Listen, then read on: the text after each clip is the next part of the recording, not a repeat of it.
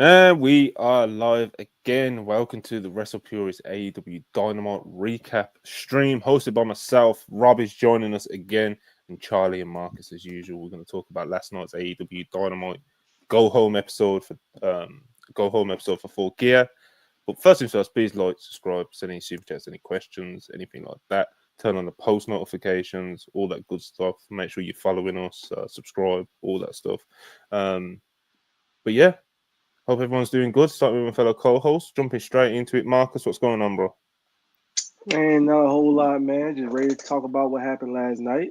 A lot of things I liked, a lot of parts I didn't like in equal measure. Some parts I laughed at, some parts I thought were kind of beast. Claudio called people racial slurs through the phone on the promo they cut backstage, and he walked in like a Nazi super soldier against Darby Allin and killed him. So off to a rousing He start. was aggressive, He was. That Claudio's been like, there's been like this trend with his feud, like of Claudio just like killing Darby every chance he gets, And like he really got to put hands on him last night.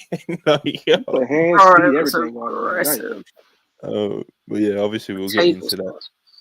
There was a lot. That match was a lot, bro. Yeah, man. Of course we'll get into that in a bit. Rob, back again. What's going on, bro? Claudio Castagnoli, I love you. You are the Death Riders chief, Claudio Castagnoli. Oh my God, yo, Claudio Castagnoli, yo. I'm sorry, y'all. All right, listen, I said it on Twitter. We're gonna get into it more when the segment comes up. But hey, man, some niggas call themselves dangerous from that group, and other niggas are dangerous. And there's one nigga in that group that's calling himself dangerous. That's not really as dangerous as he used to be. That's more dangerous than a nigga that started speaking German, and that German turned him on, boy. What? He went out there and started. What? Yo, did y'all see what he did to Darby? Did y'all see the way he went out there? Marcus, did you see the way he went out there and touched on Darby Allin out there, bro? He literally, yo. He almost. I thought he was gonna throw him in the crowd. I thought he was gonna throw that nigga in the crowd. Bro, he threw him on that damn table and that bit didn't break. I was like, damn, you really trying to kill this man. And the way he walked in, music and all, the damn coat, everything. He was like, damn, this is the number one shooter of Germany right now. Or where the hell you from? Literally every time that nigga switches a theme, he just gets more evil. Every time he switches a theme. There's a pattern there. Really? So the first one was just like an upbeat little like theme, and the second one got like a little bit of a symphony behind it. This one's just straight up dark as all hell. Like he ready to go kill something. Yeah, I can't say, but Yeah. We don't know, Rob. I'm not sure. Overlord Dan just said Gunther is tampering as we speak. So I mean, hey, hey man, say man. Come on, people. Say. All right, now, but Claudio's been moving evil, bro. Like I said, anytime he puts hands on Darby Allin, it's spooky for him, But Charlie, what's going on with you? How are you? You okay? Living life. It's been a week. I'm not going to go into it because I don't really want to talk about it. But if you know, you know. But I am okay. I'm doing all right. Just been doing some art, taking my mind off shit. Dynamite was fun to watch, but I don't know how good it actually was because I tend to watch it in a Discord with friends at the moment, and that's always an enjoyable experience. But yeah, Claudio, man, I agree with everything said. I'm not gonna reiterate any of that sentiment. I know you was in the he going crazy. He was like, talk to him, Claudio. You probably pull up your memorabilia as we speak. Is that true? Oh yeah, let's relax. There is no memorabilia. Also, don't let me yap too much because my voice has only just come back, and you can probably hear the fact that it's giving out a little bit. What happened is I went to 2 wrestling shows on back-to-back days last weekend, and I blew my voice out again. So it happens. I messed up your best asset, which is your voice, for our podcast, which you must do. Does that sound professional to you, Charles? Chucky? Figured my shit out, and my voice was usable today. That is all I can ask for sometimes. That's what's up, bro. That's what's up. Glad to have you back. Listen, she's here for now, The voice is working at the moment, so we'll see how long it lasts. Hopefully it holds out, We got a lot of Dynamite to talk about.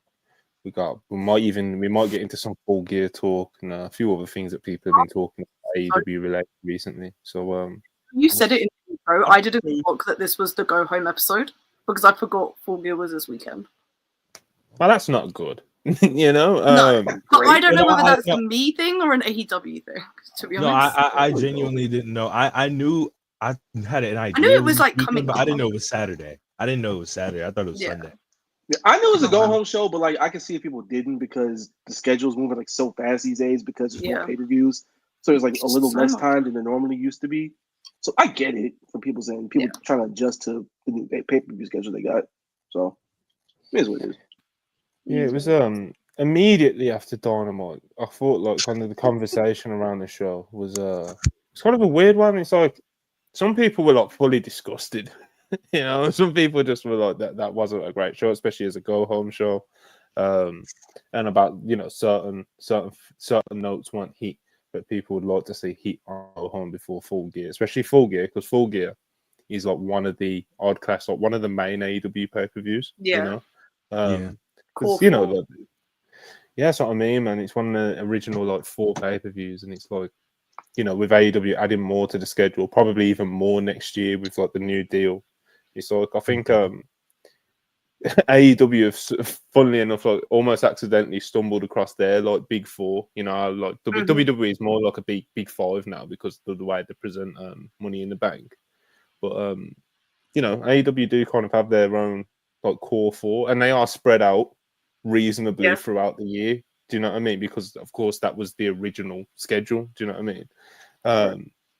So hopefully, if they can find like a balance with all the other pay-per-views, and like because this year and last year it's like the build to some of the shows, like with the AEW All In, All Out, all that sort of stuff, and you got Wrestle Dream straight after that, and all these other things. It can get a bit and the anniversary. It was like boom, boom, boom, boom, like back to back. Like, this was crazy. So hopefully, even though they're adding to it, we assume they're adding to it. Hopefully, they can find like a nice balance.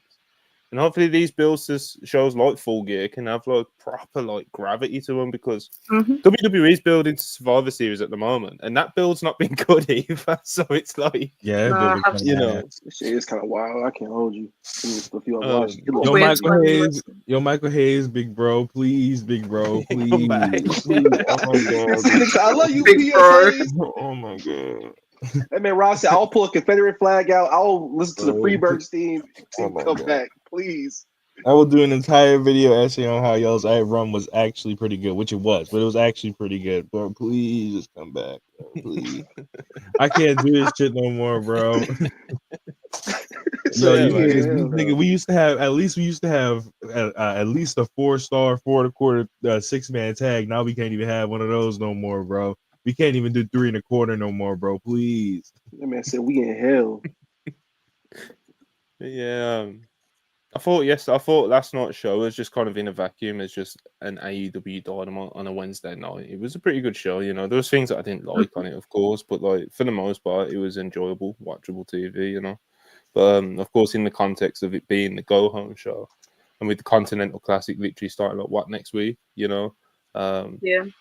mentioned as well, like before we went live, like the CMLL wrestlers like not being on there, even though it was like the graphic was kind of misleading, like they didn't specifically say Dynamite, but they did say Wednesday, and it was just like, I don't know about you guys, but I went into Dynamite last night expecting CMLL wrestlers. In the back of my mind, I thought, okay, it didn't actually say Dynamite, but damn well niggas is thinking when you say Wednesday, right? Yeah, man. Yeah, man. Like, we're not thinking about the live crowd there that's gonna be there past 10 p.m. No, that's what I'm thinking at all. I'm thinking it's gonna be on the show, 8 p.m. Might have a little pre-tape at 9 or something like that, maybe in the crowd, but no, guess not. Yeah. So yeah, like all those things considered, and again, like I said, with Full Gear this week, and I did think that it was kind of like it didn't quite like. You want to hit home runs, on your go home episodes, and obviously they've still got Collision, so they can still kind of, especially with it being so close to the pay-per-view. I think they do have Collision this week. They don't have Collision this week. No, there isn't. No. Full Gear's on Saturday, bro. All right, so that was the go home. That was the go home because no one counts Rampage. All right, so the Full Gear build's done. You know, it's done. That's Exactly. and I'm not satisfied, Marcus. I'm not. It's like When you put it like that, a little meat on the bone left, but I mean, it still gonna be very good, yes, because it's an AEW pay per view and they're never not. But I do want a little more gravitas to it and make it feel a little more important than it is. Like we know it's important because we watch it every damn week, but like you want things like this to feel like they matter a lot more instead of just okay, guys, it's Saturday night, it's AEW pay per view, we're just gonna roll the ball out.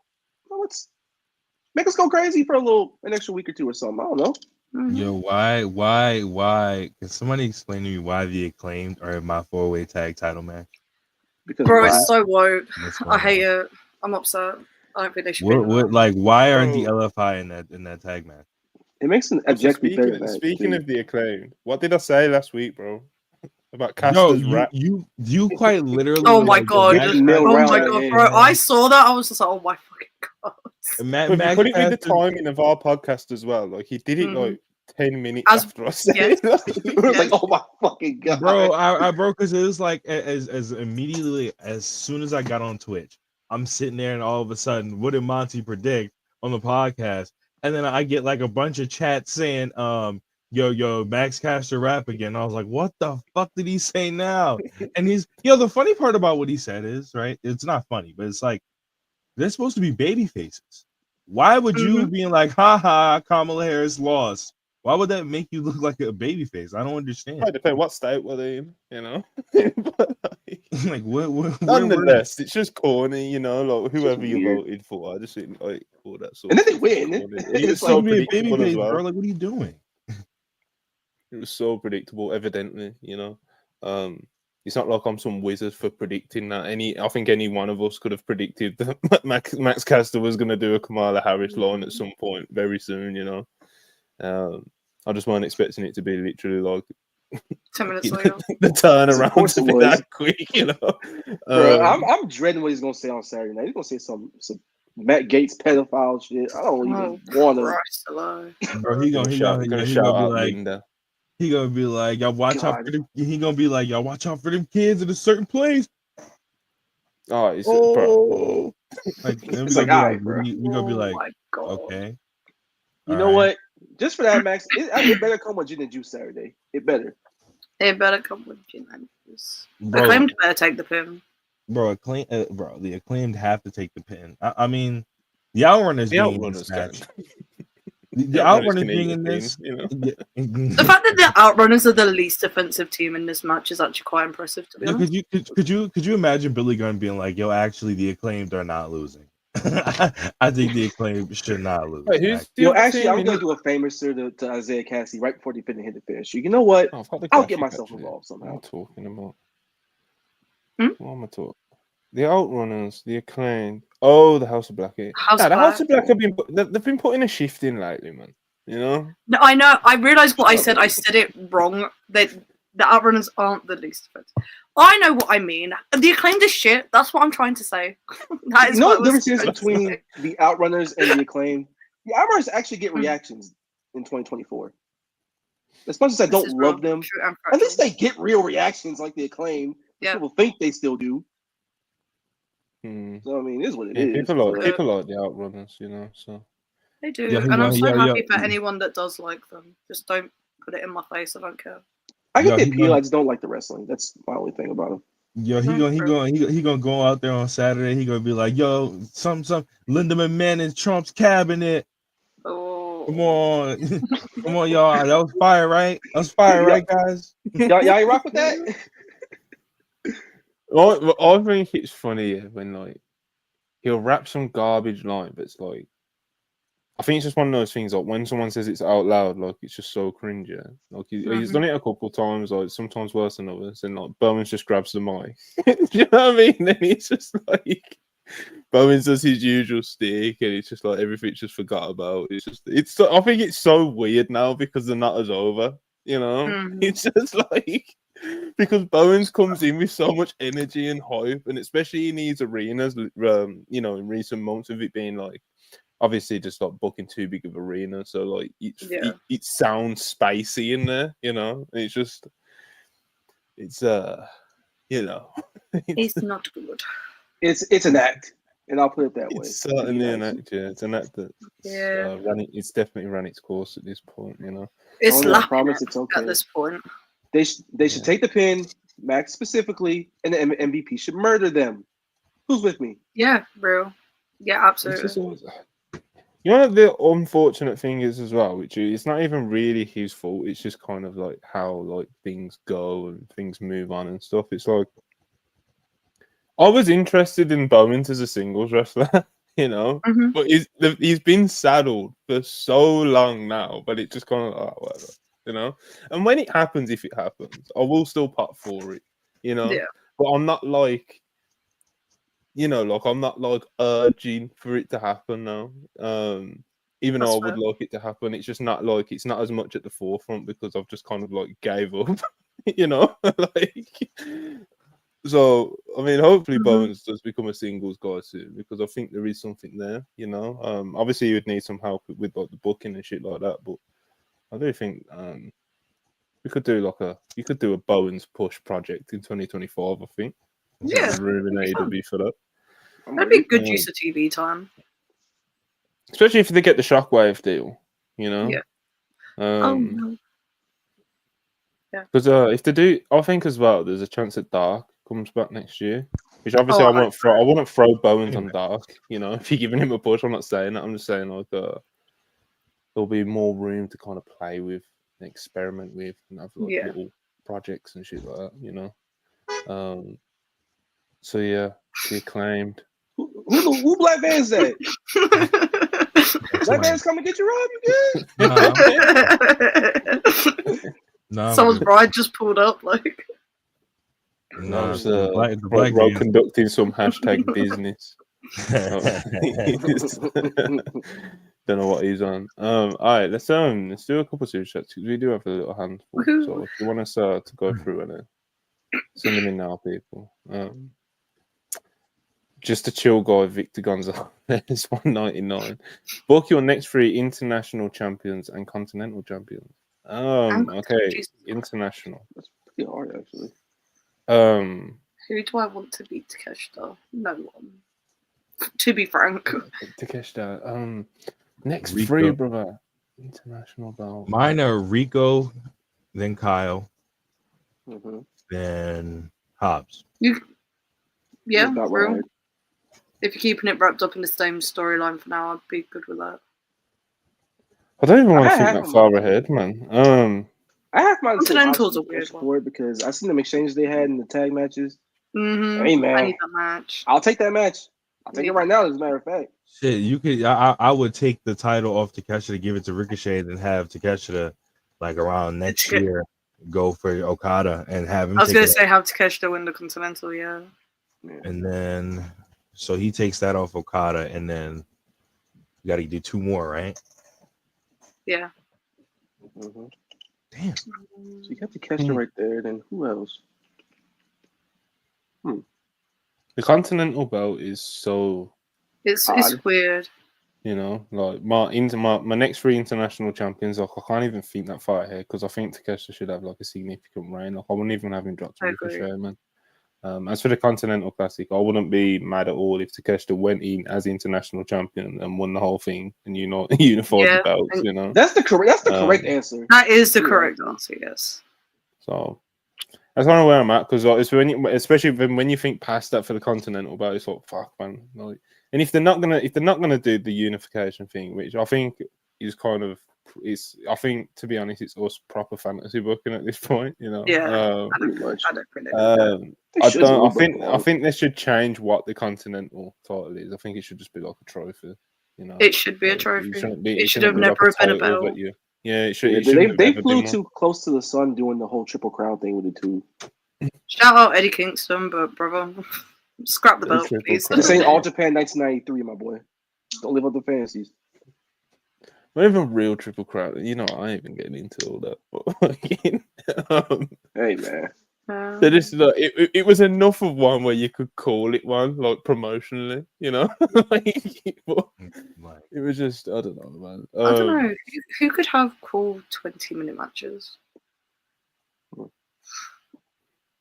Takeshita. what's the- That's the not the chat- only answer I have.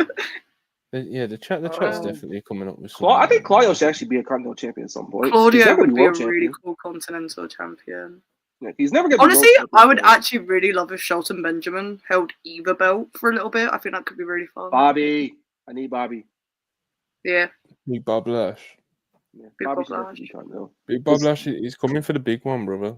I was gonna say Oh, I could see ever win it, Bobby though? Lashley holding the world title at some point in his run in AEW. No, you This- know what? this is more like- I don't think he should ever actually win it, to be honest. But like, I think he should be like a sustained threat there, and I'd only consider putting it on him if he still has like a few years left when it gets to that point, and you've already beat him too many times in title matches, and it feels like you're losing some like steam with him, you know. But other than that, I'll just use him like imagine what Darby versus Big Bob Lash on pay-per-view looks like, you know. That sounds pornographic. Like, you know what I mean? And obviously, need like, I don't know, man. Okay. I don't know. Actually, maybe, you know what? maybe. You know what? Just because of the discourse from yesterday, fuck it. Let's have Jay White win the Continental belt at some point. Whatever. It's probably a ceiling anyway. Oh, come on, man. T. I actually do agree. The Jay White conversation was going around yesterday. Was I think it was interesting because some people feel really passionately about it, and I'm kind of like sort of in the middle, but kind of lean more positively towards Jay. I don't know, man. I guess I we've got like time Jay to get White. into I'm it. just not. I in don't love with love his him singles enough. work right now. Exactly. Dude, I think he I does like him great a lot. stuff in tag matches. Oh. I think him and Great. Juice would be incredible tag champions at some He's a great point. tag wrestler. He's better tag wrestler than I thought he was. You But as guys, far as you his- guys will learn that you would have never had AEW if it wasn't for the catalyst of pro wrestling, and that It's still his era? and that it come with I Sold Out Madison Square Garden. It come with Breathe with the Switchblade, nigga, and it forever come with Breathe with the Switchblade. Niggas is so mad. It's There's he's so- I still saw having his it title sold match out. live last year Madison in LA. Square Garden. Sold out the Tokyo Dome 3 times, nigga. What? And the United Center. 3 times. Nigga, they wasn't there for Kenny and Osprey, nigga. They was there for me and Okada. What? Hey, man. And it's still my era. Exactly. Listen, anyway, brief with the Switchblade, all that good stuff. Anyway, Anjan, appreciate you as always. Hanger must squash that bomb on Saturday. Hashtag Tuesday. I agree. I'm not talking about Hangman on this podcast because I will crash out, but you know, hope he What wins. else is new? He's What good. else is Hangman- new? Let's talk about Hangman. You know, Hangman. Hangman's pretty good, you know. He's a good wrestler, yeah. Neat, right? I'm pretty neat. He's pretty neat, yeah. You know, he's pretty nice. Shout out Spurs, $10. Appreciate you, bro. Up and down show, mostly because we got 3 segments to the worst story in the company. They need to move that second match up to Winter is Coming and end this ASAP. It come a World's End. I've got some bad news for you, my boy. True. Full circle moment. That's where the devil The worst revealed happens. story- Of course, the worst they're story gonna in the wrestle. company. Yeah. It is what it is, bro. You know. I will say 3 segments to that is like incredibly aggressive. But I will say was so 2 of them were good. 2 of them were good. The Adam Cole Power Friendship thing was that was just something. weird. That was so 2018, and it made me sad because I like seeing Kyle O'Reilly on my telly, but I didn't need that segment. It is what it is. Yeah. Oh, oh my fucking god! It come with shock the system. We're this close. Shock. We're this close. We're this close.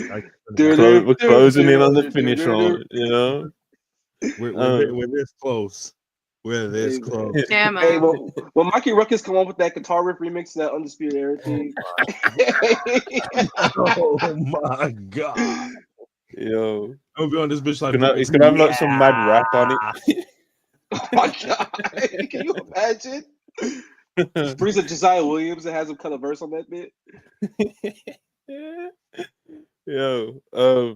Anyway, keeping it moving. Shout out Spurs. This is football related, I think. Brian Kelly, welcome to Purdue. Thoughts, Rob? What's this mean? I don't know what this is. Brian Kelly is the LSU football coach, Rob's favorite team for some reason. And they got smoked by my favorite team, University of Florida, on Saturday. And they lost the number one recruit in the country to Michigan just an hour ago. So don't y'all got like 80 cases y'all dealing with right now, bro? Like, holy shit. Aren't y'all dealing with like the government right now? No, but like y'all are dealing with the government though. Like that's even I mean, I'll take a loss. I mean, after we got our third loss, I was like, yo, yeah, we're not getting into the playoffs, bro. I'll see y'all next year.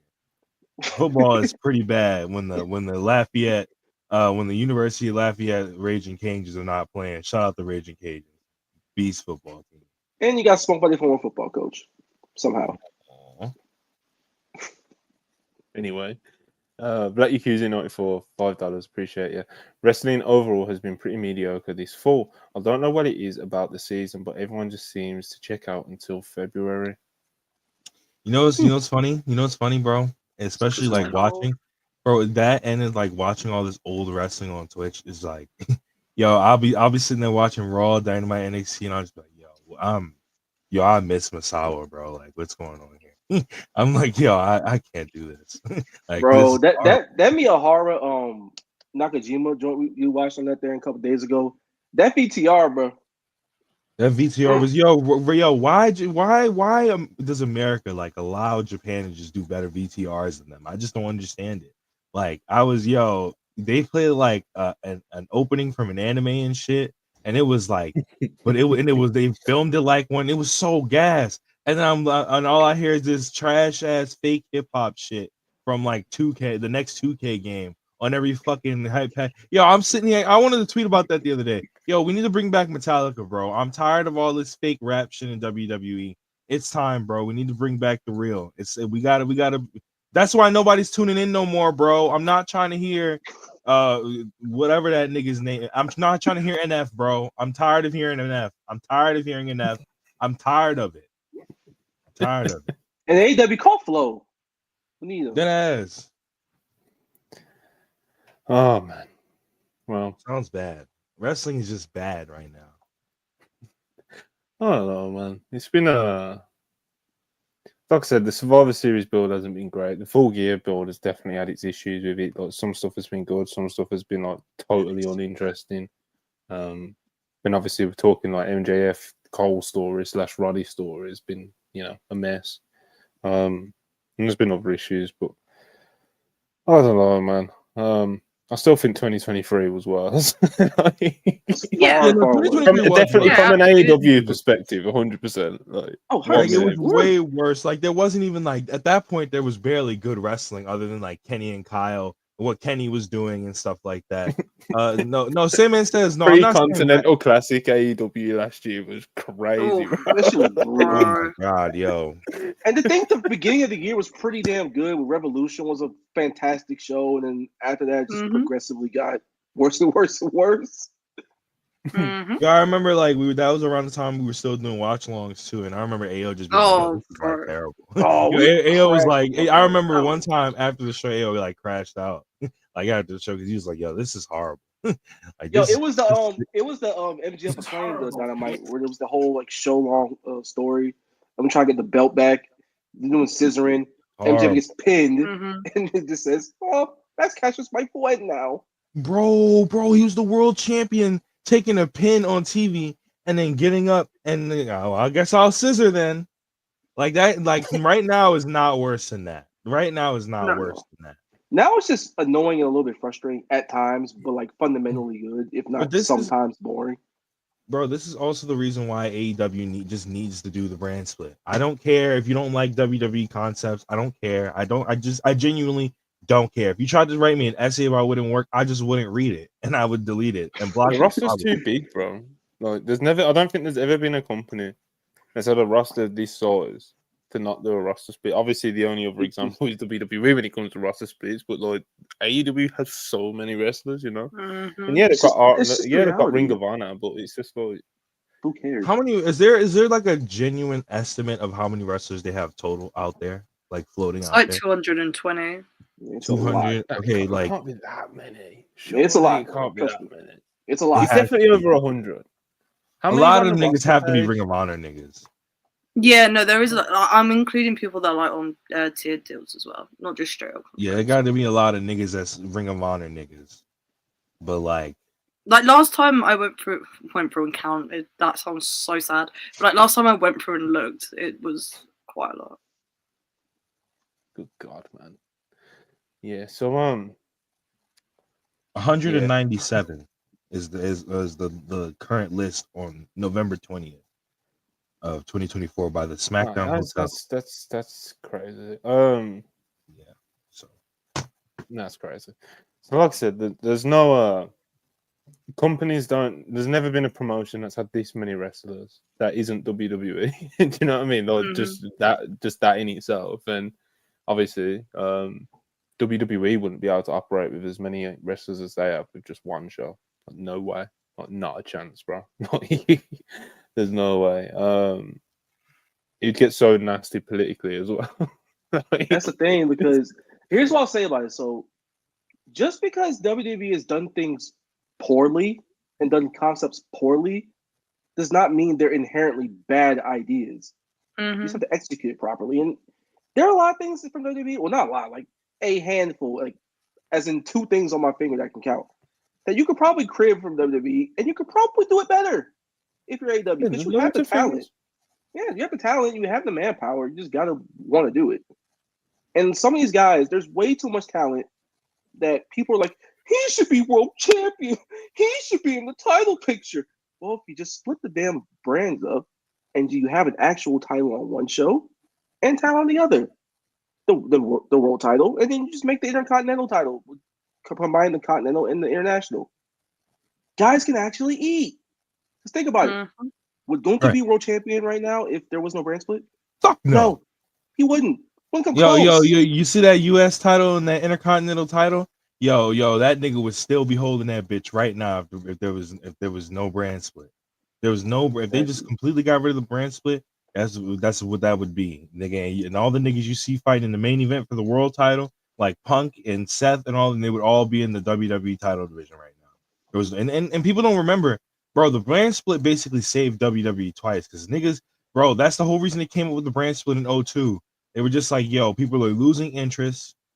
Not their ratings were like going super down. Like they weren't dropping from like 8 million, 7 million that they were doing during the Attitude Era to like 2 million. They were still like 4 million. But even then they started panicking. So Vince was like, I gotta do something to keep it fresh. And so he was like, all right, let's do a brand split. Raw, SmackDown, when we'll have the superstars compete amongst one another to see if who gets the better ratings. It's just like, I don't understand why we can't do that now. They had to do it again in 2016 because people stopped caring about WWE because it was so horrible from 2013 to fucking 2016. So, but I don't know.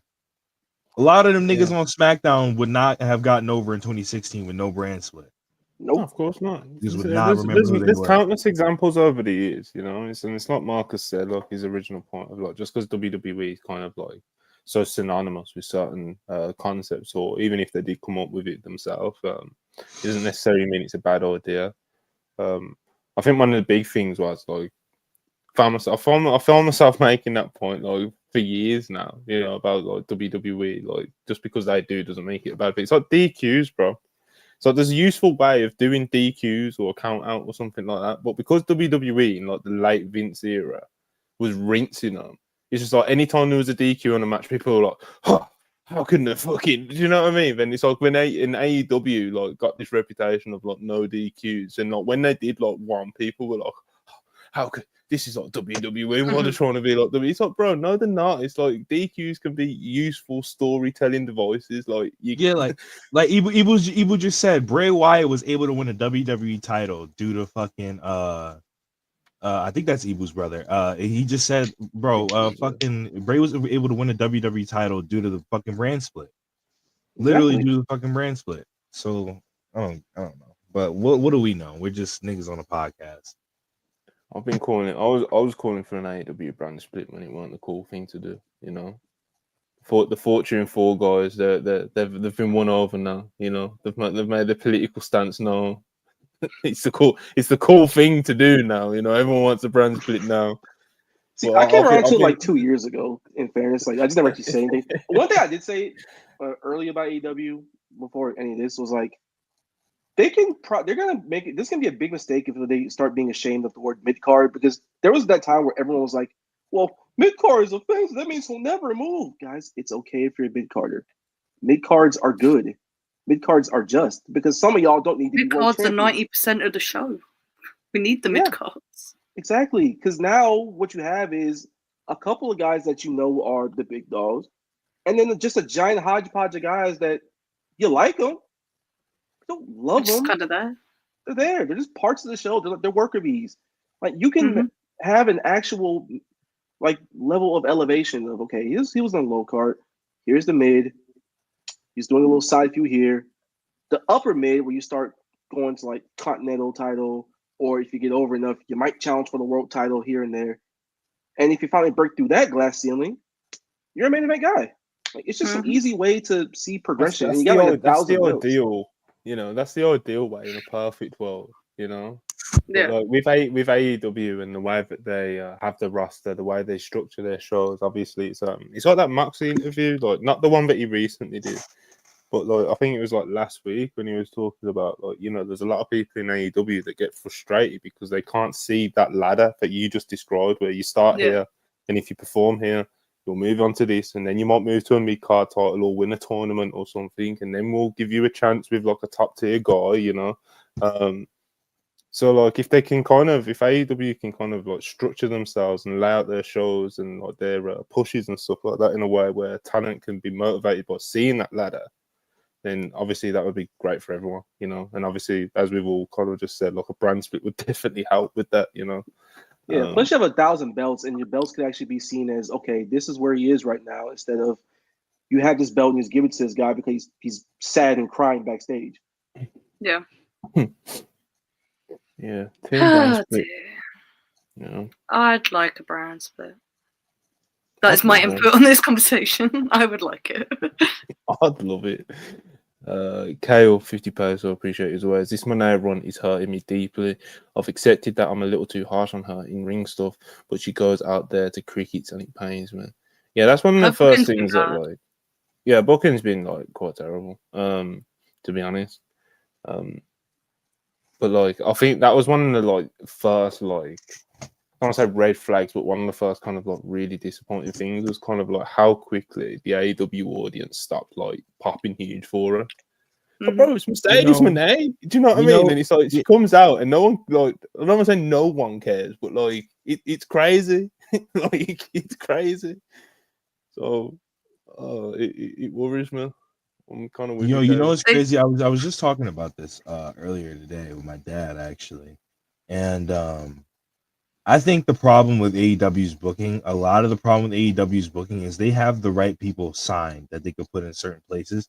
The problem is, and it's not even like me being like, oh, Tony, like criticizing Tony Khan, like, because I don't really care about doing that nowadays. But like, bro, Tony's got to like hire like a nigga that when he makes a decision, there has to be a stern nigga behind him, not no fucking RD Evans or no fucking none of these other niggas that he got standing behind him that I can't name for Black Van reasons, but not RD and Evans and all these niggas he got sitting around him.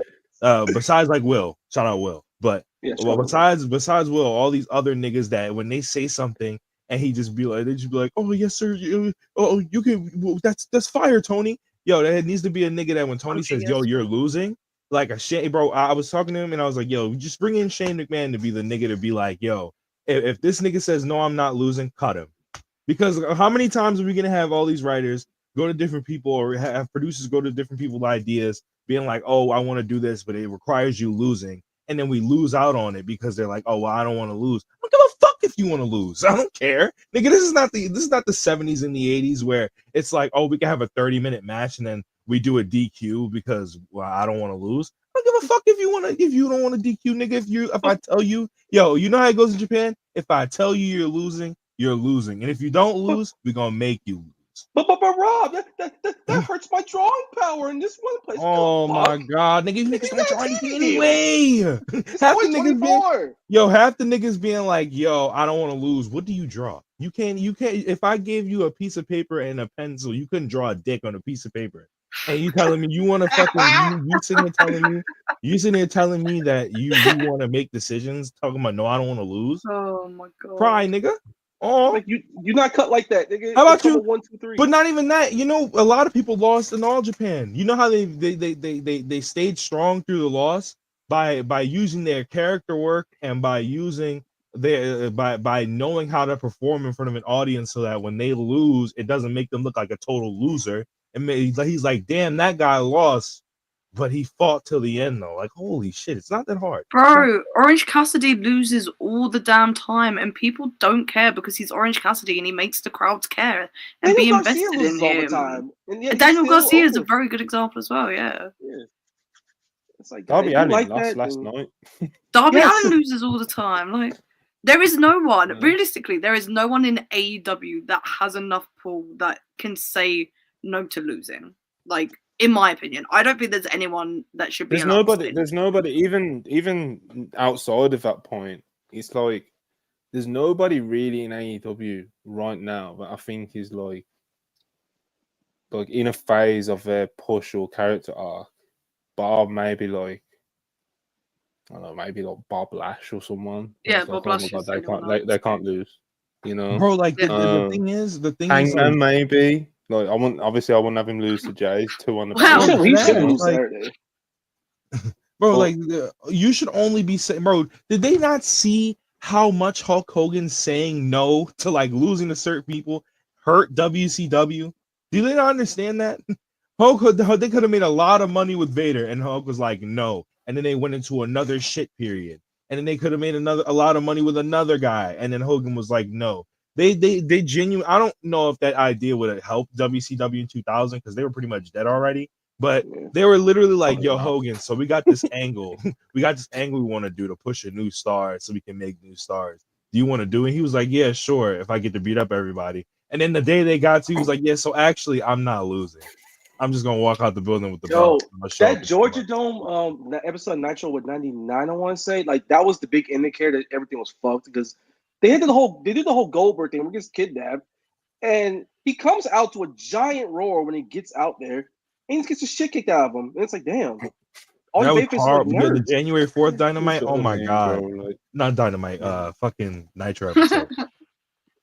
My bad, yo. Dog. That was crazy. But yeah. Yeah. You gonna lose, nigga. The house has spoken for 99. I need GCW to quit crying on the timeline. If you can't sell tickets to a show in fucking NYC a month after AEW, that's on you. It's not GCW as a whole crying, is it? It's just a lot of these niggas, yo. A lot of these niggas, no, that's all it is, bro. Yo, I ain't gonna say, yo. A lot of these GCW niggas you see crying don't even like being there, nigga. You niggas don't like that. The nigga you work for, you don't want to be there. Why are you on here like? Why are you on here sobbing? You don't even want to be there. Like they're running us out of our building, mind you. The show that they're trying to sell tickets to, which you're not doing at all, is based around the fact the first time you got there, the show fucking stunk. And it was the height of your actual popularity. Redemption in Hammerstein. The show was ass, y'all. Our bad. Let's do it again. Yeah, we go. Yeah. We gonna have our redemption in front of 500 people, guys. At Hammerstein. That show's also been advertised for ages now. If you ain't sold tickets, then that's no one's fault but your own. So, hey, bro, the ROH show is selling you out right now, dude. Like, yeah, maybe that should tell you everything, bro. Maybe don't use the same fucking courtroom ad every 5 seconds, and maybe you'll have maybe you'll sell some tickets, bro. I don't know. People just don't care about GCW like that anymore. Yeah, they've lost a lot of steam from the last time they were in Hammerstein. Wow, that's very, very, very, very evident. It's very evident from the amount of tickets that they've sold for this Hammerstein show because that last one sold out really quick. So, I'm not sold out. I think you got his ticket, but like it basically sold out well in a quick time frame. Yeah. Little Smoke 199, Jalen White. Yeah, we'll get into it since he's came up already a few times. Half 199. God damn it, Jimmy Jacobs, his fault. Listen, there's a lot of I know this is sarcasm, but there's a lot of criminals backstage over there, You said jump stop finish for a reason. Rob already named R.D. Evans 3 times in the space of like 40 seconds. Obviously, man, some there's people- him, there's RJ City, there's QT, obviously Will Washington. RJ You City. know, Tony even said it, bro. At that media scrum, there's like 20 fucking people there, bro. Like all chipping in ideas and shit, you know. So, it's you know, It don't need to be that many. It needs to be like 2 at best. And then say, okay, it goes through us. What's happening? Too many men. just a chill guy, Victor Gonzalez. Trade 3 AEW guys to New Japan and vice versa for excursion purposes or change of scenery. What's your guys' picks? Doesn't have to be only New Japan. So basically just Japan, all Japan, nowhere. Okay, so I love this question. I used to pitch Daniel Garcia and Claudio for Hiromu and Shingo. That might still be my answer. I think if we start with who we're sending from AEW. Yeah. If we start with that, who would I like? So someone that I wouldn't mind missing off the TV. That's kind of where it's difficult with excursions, isn't it? Who would have? Someone's got. We I can't have 2 in mind. I have a tag team in mind. I might send Wardlow, you know, bro. What? To do what? Hail Mary. Yo, we gonna try. Just we one gonna try last shot. What's that nigga's real name? What's that nigga's shoot name? We gonna try one more time with Big Michael. with I Big think Mike. his name's Michael. We gonna try one Big more Mike. time with Big Mike. Y'all like Big Mike, huh? I was trying to think of someone big. I wouldn't want to send Hobbs because I want him on my TV in 2025. You get me? Yeah. But, Lance Archer, been there, done that. He Same got case good. as a tag team. Miro. Can't even get Miro to turn up to work. Miro don't need. The thing is with Miro, is like you just giving him something to do whilst he's not on your TV show, which is just dumb. He should just be on your TV show if you're not going to release him, you know. Bro, Miro doesn't need Miro. What does Miro really gain at his point in his career from going to Japan? Do you know what I mean? It's like he already is who he is. Oh my god, I mean? you think he gonna be able to tell them niggas in Japan he not losing? Yo, imagine telling Ishii you not losing. Yeah, that's he just wouldn't. He just probably wouldn't. He wouldn't wrestle over there either. Yeah. I don't know. I still think Danny Garcia is a good option. Hey man, hologram of BOSJ. Who says no? He's young, but not Garcia. Like, yeah, if I didn't have like some optimism about this current push and him title, so it's like I'm just thinking purely from talents that I would like to see wrestle in Japan. I'm not considering. I'm doing my trademark pulling up the roster. AEW roster. Let's have a look at I would send Wardlow. Cole O'Reilly and Roddy can take the 2017 NXT act on the road. Yeah. That's really funny. That's really good. I love that. Yeah. You're so man. Yo, when they come out on Dynamite and start throwing these up, yo, y'all gonna be so upset. Oh my god, y'all gonna be so upset. Be locked in. Yeah, Japan can have Undisputed Era if we can have the War Dogs. I'm sending Hook. I'm sending Hook Wardlow. Where? Oh my fucking god! I'm sending Hook. Oh, brother. I said Nick Wayne. No, because the way I'm looking at it is if AEW is more promotion, who are people that I'd want to send over there to get better? Do you know what I mean? Like, I'm not really thinking like, oh, this person because they'd have cool matches over there, which is like pretty redundant because we are fans, you know. But like, that is just kind of the way I'm looking at it. Is like, who could I send over there who could potentially come back as like an asset, you know? Wardlow, Hook. What about Lee Johnson or Moriarty? Cool. Nick Wayne. Nick Wayne. That's where like my brain's at with this question, you know, like the young guys that could like develop and go to the next level over there. Or someone like in the mid card who just kind of needs, you know, like a little bit of freshen it up. Yeah. Send Okada, yeah. That man is not going back. Someone in the mid card that could do with some freshness. Bro, Big about a Bill woman? would be so beast. Big A Bill. woman. could be No, Big fun. Bill would get Big Bill over would be great. immediately because Japan just loves Mhm. tall niggas. Tall What white if guy we who can kind send- of move, can travel. Yeah, fuck it, why not? What if we send like Layla Gray or something? Could be beast. I mean, she's Yeah. doing the LA Oh. dojo, ain't she? So Harley Cameron. Or I did kind of float Harley my past Cameron's above actually Harley like- Cameron, but that could be interesting. I said Harley Cameron to stardom. Oh, I Britt just broke Baker. that model. Oh, Brother. yes. Let her go. Goodbye. we I feel like sending this Britt. is just. I feel like that's not even a Britt thing is where it's already like, in what's not get stardom. better? Oh, Sammy Guevara. Nah, I can That's do not. that. I can I do can that. kind of. I could be with that. I can I see can roll that. with You know that. what it is with Sammy Guevara though? It's like people just don't like him. Do you know what I mean? So it's like Like, cause he flips like really good. Like his flips aren't like crazy, but like his flips are like good as fuck. He would do good in the He's junior good, division. yeah. But, like, Maybe a fun junior. You can do a junior tag stuff and everything like that if you want to do that. Put him in BOSJ. Why the hell not? You don't gotta talk that much. Just do the little quick backstage promos that they do after every match during the shows. Might get better, right? Oh, Jack Perry became a better promo doing that stuff. Why can't Sammy? Mhm. how about okay. So let's think. Like there's a few names that we've kind of threw out there. Who we taking from Japan?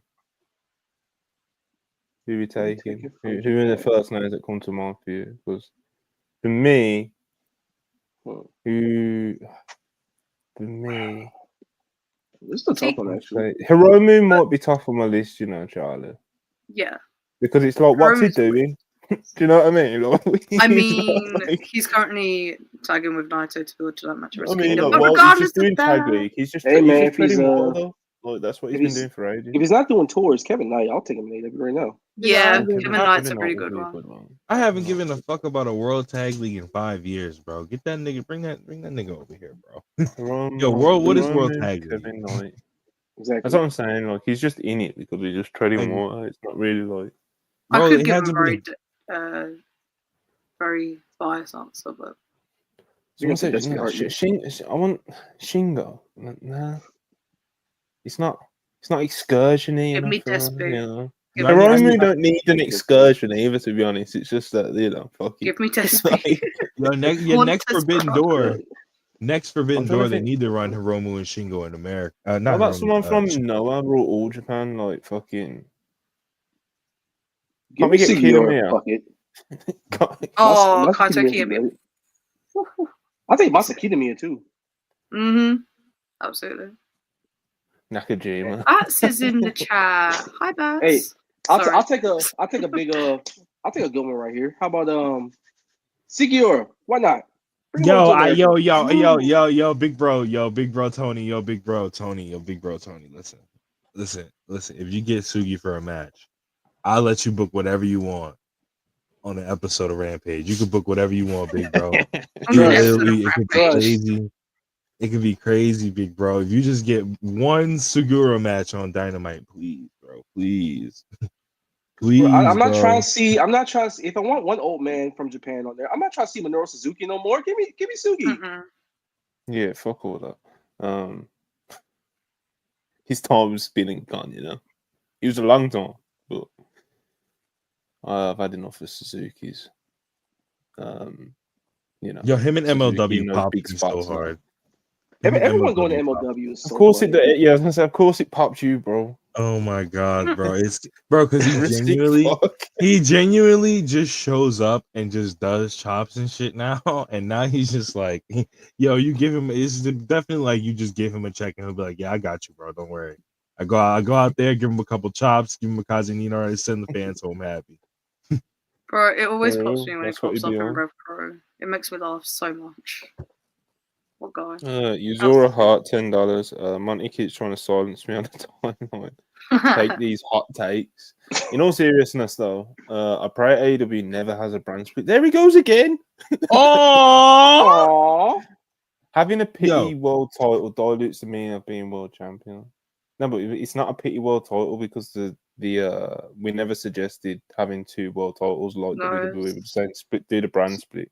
And your top title would either be the Unified, International, and Continental title, or one of those, or a TNT title. You pick one of those to be like the main title on that show, but you don't call it a world title because your world title is John Moxley, the AEW World Champion. So, besides, like I in would theory, just make it's the important Continental because, title the other world title, like feel like the other world title on a different show. Yeah.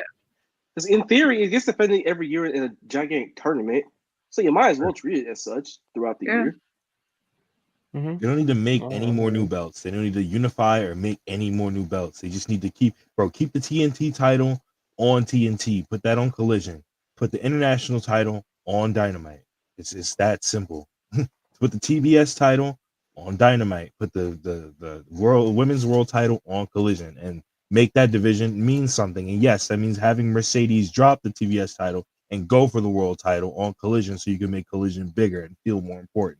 Right. And if you want, you can roam the tag titles and keep the trios exclusively on Collision. Why not? U.S. tag titles not fair to y'all? I fuck with that idea actually, but if you don't want to make more titles, you can just roam the tags. Don't know, 499. Appreciate ya. Orange Cassidy versus Def Jitsu, better movement. The All Out match was godly, but their rematch was lackluster. Also, Tony Khan better put CMLL talent on live TV and not Rampage. Well, I mean, that's for the first part. It'll be a great match. The full All Out match was great. The full gear match last year, I think it was good. I just don't remember it because the only thing I remember from that show is the Texas Death match because it was one of the best matches I've ever seen. I was there for that. I forgot that match happened. Danger and darkness looms over this arena. You guys better be looking over your shoulder because I'm coming to clean up AEW because I don't like what it's become. But I'm gonna stand in the background while Claudio does all the work. But you get it though. I'm still gonna clean up AEW. If it's like it, I get the Orange Cassidy for you, Box. Oh my god! Oh my god! Will choose on $5. I would love to see Tony trying to get Roman to take a loss. Roman would do that fake laugh. No, he ain't doing the fake laugh. I think I'm going home. He said, "Call me next week." Yeah, he do be doing that shit. Yeah, that shit is so funny. Yeah, he said, "Wait, I got a what?" Yeah, never mind, bro. Never mind, bro. Put me in this. Yo, keep me out of this ad. Put me in a Survivor Series ad, big bro. bro, catch me it all out, bro. I ain't doing this shit. I'm going home. I got my toes in the sand, butt naked on the beach with my wife. That's that. Kenny should start doing that, bro. Kenny should just start taking the Roman way of doing things. Well, not showing up because he should absolutely show up. Yeah, but like, nah, bro. Just, I ain't doing that. Yo, could you imagine if Kenny Omega thought of him? Like, he probably does, like, because he's like one of the greatest wrestlers of all time, like one of the greatest wrestlers of all time, anyway. But like, could you imagine if he like thought of himself like Roman and treated the business like Roman, and was just like, yeah, but like Roman didn't even treat the business like Roman until like he fully just like blew up as Tribal Chief, you know. And there wasn't that. There has been a change, kind of like it's not just on screen, you know. I mean, I guess what I'm saying is like you gotta think, bro. Like, remember a few years ago, like how the locker room would talk about Roman. You know, he's the head of the locker room. He's so great and he's so nice with everyone. Niggas don't see him now, bro. You know what they do, Monty? You know what they do now, Monty? They talk about that nigga like niggas talk about Cena in documentaries. When they start talking about Cena, they start being like, oh my god. Cody start acting like Cody started being, oh my god, this big bro, he taught me so much. He's like, oh my god, that's my big homie. I'll do anything for that nigga. That's neighborhood hero. Bro, even the heels, even the heels that he was supposed to let have pushes that he's buried, they'd be like, yo, I love that nigga, bro. He's so legendary. That's my big bro. That's what I'm saying. Like, like I said, everyone was like super. Like everyone was like big broing like Roman Reigns a few years ago. You get me? And now niggas don't talk about him at all, bro. Like he's not around. Like you don't hear the cute little stories and like shit like that. Like, and then like almost a year or two ago, it was like he's got all the TV time. Let us get some. What the Reigns look like when you on top, bro? Roman come back. That shit going. You doing 2.5s, brother. 3 millies, all that.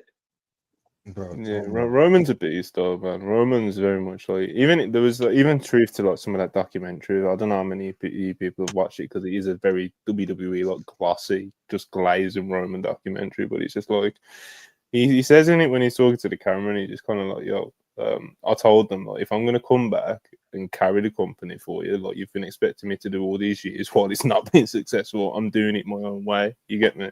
Which was obviously like the tribal chief and the idea to come up with Heyman, etc., etc., etc. So he very much does what he wants, how he wants to do it, when he wants to do it, as often as he wants to do it now, and he don't give a fuck about nothing else. And it's incredibly beast. we all think it's beast, you know. So, but it's allowed to be because he's been so successful over the past 5 years, you know. So. Wait, you said I gotta put over.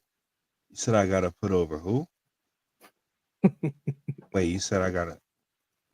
Time of talk. Yo, don't call my phone again, bro. All right, bro. Call me when y'all got something for Jacob. Yeah, but he will. We will have our Johnny Gargano match someday.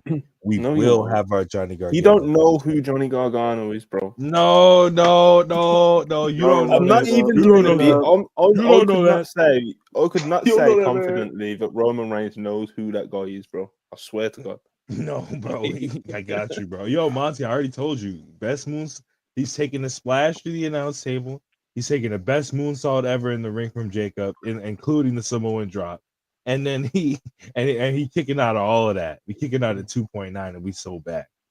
Hey, man, if 2016, 2017 Worker Roman shows up in this run, I will take my shirt off live watching one of the matches. I can't lie. Oh my God, bro.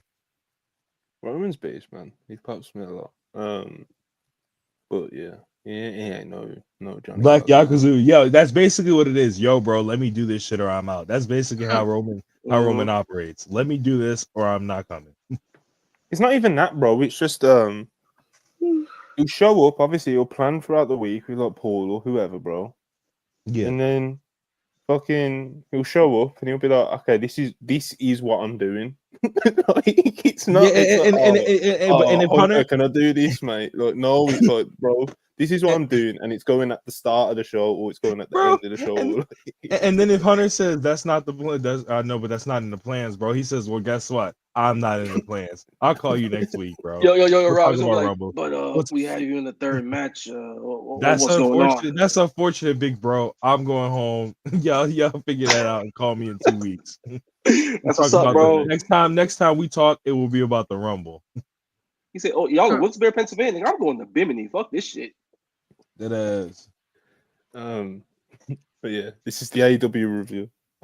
We're popping too much for Roman. I guess right in conclusion, Kenny Omega needs to do like Roman thinks he's a tribal chief and realize he's the greatest wrestler in the world. Actually. The elite chief. I'm true. Okay. Anjan, $5. Appreciate you, brother. That closing angle took away any faith I had left in this storyline.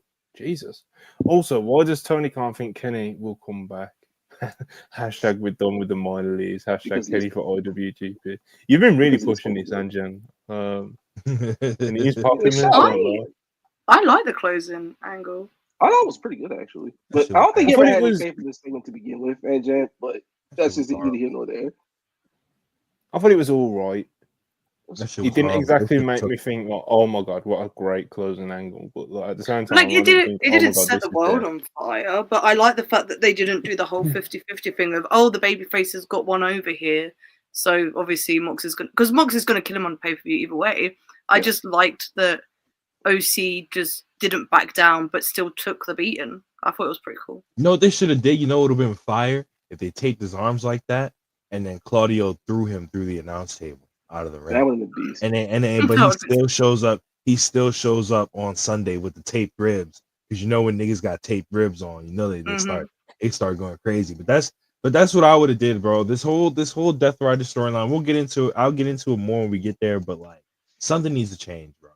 Something has to change. It's like it's not fundamentally bad. It's just I think the stuff they've done with OC has been pretty on point. I just think they need to be more aggressive about the rest of the locker room. That's where it's lacking for me. So they should be taking out the fucking conglomeration regardless of what OC's saying of them not getting involved. They should be laying them out backstage anyways. Like, why are they not doing that? You don't wider conglomeration to get involved. Well, you don't want the conglomeration to get involved. Well, there is no conglomeration to get involved. Yeah, so we don't give a fuck whether you're telling them to stay back or not. Anyways, we're gonna beat the shit out of them because we're the Death Riders. That's what we do, type thing. What do I know? More antics backstage. Like, I really liked how, like, obviously, like, obviously the person involved wasn't that significant, but like I loved how when the Young Bucks like ran out of the arena and they left Brandon behind, Yeah. like the way that they just kind of came round the corner, it's like nobody's safe if they're left on their own backstage in AEW. Yeah. You know, there was that sort of vibe to it. So more stuff like that, like Charlie said, where it's like more kind of like you're involving more of the roster and it's more of a big deal, the more of like an actual danger. Like I said, you can't walk around on your own backstage in AEW. Like that should be like the feel, you know.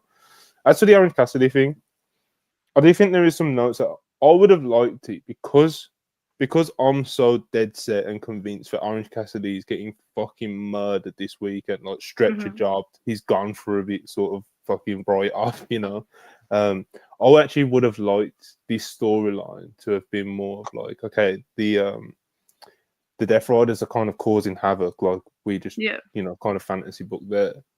But Orange Cassidy keeps getting like one-ups on Moxley, and they keep playing on, oh, well, he did beat him for the you know, the international title, blah blah blah, and keep like and really make like the audience almost like believe that like Orange Cassidy might be able to get one up on Moxley at Full Gear, you know, and then boom, he gets fucking murdered, and it's heartbreaking, you know, like that's how I would have approached it. But obviously instead they've kind of gone more of like just kind of they've just been like beaten. There isn't that much hope really. Like I think it'll be a good match, but I don't really feel like the audience is like, oh, maybe Orange can pull something out of the bag, you know. OC's so good, he's gonna get that feeling going in the match. Yeah, anyway. he'll get it going just through his work in the match, you know. Yeah. But it's like, but yeah, from a story, go on. Like it's not fundamentally bad or anything. A lot of it's been fundamentally solid. It just feels more like going this week instead of it being more dynamic, and that's where the disconnect for a lot of people is starting to come at. It should be a lot more dynamic of an angle that it is so far, but like the actual work that's being done isn't bad, and I've enjoyed most of it. It's just do more. It's just it feels too much like just part of the show right now. Right. Like it needs to be its own entity. Show. It should be the show. Yeah, exactly. Yeah. It's like when like this week is a bit different because I didn't love everything they did, but like the Hurt Syndicate stuff feels like its own entity, like within AEW right now. I need that more from the Death Riders stuff. Right. Uzura Hart $5. How self-aware are wrestlers? It's case by case anyway. Like, do you reckon Cole and MJF know this program stuff? Brother, we'll be all day trying to answer that question. I'm just going to let you know. Every segment is quieter than the one before. They've been going to some shite towns. Let's be real. Bro, it's all case by case. You know, it's like you say Cole and MJF. Cole, fuck knows. I mean, he must be a slightly self-aware. I don't know, though. You know, he's very online. He's probably seen stuff. I'm gonna say he's never really shown anything that shows that he's. Yeah, but then again, that tan's crazy. He's a professional. Yeah. The tan is wild. Tan's crazy. Tan's crazy. You look sick and definitely ill, Adam. Stop doing it. MJF definitely is very like self-aware / kind of delusional though. You know, like he's very online. Like he'll see all the criticisms and stuff, and he'll take it on board. But he'll like convince himself that he's going to turn it around with this one angle. You know, like he's like like I said, he's self-aware to an extent of delusion. You know, like, he's like, I get what you're saying, but Vince gonna fuck the streets up next week. Watch. So yeah, it's all case by case. It's all case by case, bro. It's like we were just talking a lot about Roman. I think Roman's very self-aware. Like even Cody, bro. Like Cody, like all this like shit that he does, and all these quirks and shit. It's like he knows what he's doing. You know, he's very much. He plays I don't know about all that, Monty. Because if Cody knew what he was doing, he wouldn't have walked out in Atlanta in that mask, bro. Sorry, he wouldn't. That was bro. But it's like that's Cody, bro. It's just that like, was crazy. Yeah, but he hasn't done it again. Exactly. Do you know what I mean? So it's like exactly. No. You're saying that, and he's gonna go to Mania, and it's gonna be he gonna be like, nah, bro. Y'all just don't get it. I got y'all. This next is gonna be fire, and then we're gonna be like, y'all see this? He's gonna bring Pharaoh out in the mask or some shit from Mania. Is gonna happen. What happened to him in All Out 2019, where he just gets blown to pieces by a fucking mortar. It's like look at how like the way that he left AEW to go WWE. You know what I mean? Like there has to be some self-awareness there as a wrestler to make that jump. You know, Like there's delusional self-awareness. There's okay, I see what you're talking about. Let me adjust that self-awareness. Then there's Blake Christian. Oh, he's just hilarious.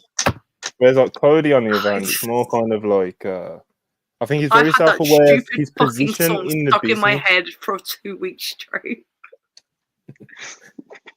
I can't escape it because it's become a meme in my friend group, so I hear it all the fucking time. Anyways, continue. Sorry, I had to get off my chest.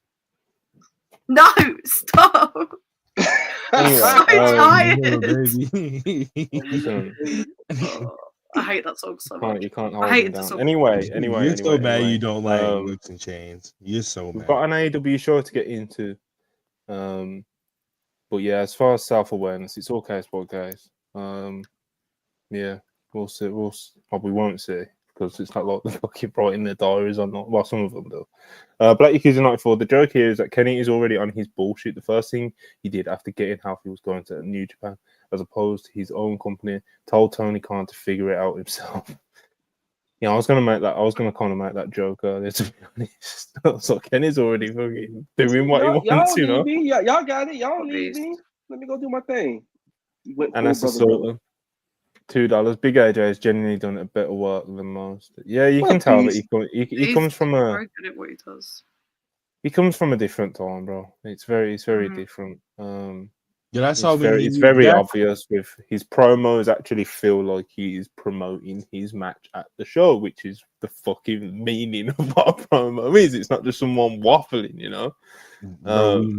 We need the Ring of Honor dojo badly. We need the Ring of Honor dojo so bad, and just have take the Ring of Honor dojo and make it. And bro, they need to rebuild that shit and make it its NXT and bring real niggas in. That's gonna be I don't want to do a forward order today. Well, guess what, nigga, you're doing it, nigga. I don't want to cut 20 promos today. Oh, because life is unfair, nigga. Deal with it. You cutting 20 promos. That's right. Be all right, nigga. Darren Walker, £4. The Costco guy is opening TK's eyes about marketing and promoting. He's crazy. And there's a clip from last night, 4 million views on social media. I think it's over there now. It's like dinner 6. No, Bats, he is genuinely on the show. He's got a match on the pre-show. They've got the Rizzler as well, Bats. Yeah. Oh my god. That's so beast. I texted a friend that the Rizzler is going to be at Full Gear, and he was just like, I'm going to this show and you have made my day. I was just like, brother, I didn't even know what the Rizzler was like 2 weeks ago, so this is hey Rob, an what we hitting the with Saturday? What it come with? I never made the connection that thing came from the Rizzler. I didn't know this until like a week ago. Bro, I don't even participate in brain rot, and that's part of it. But the whole Rizzler gimmick is and it's so funny because niggas. It's so funny that AJ called that nigga is not Big Justice called that nigga his best friend, bro. You could clearly tell the Rizzler don't fuck with that nigga like that at all. On everything. I don't know any of them. It's so. They're all beasts, to be honest. You know. What a beast. Yeah, it's like you know. Yeah, they're all real things.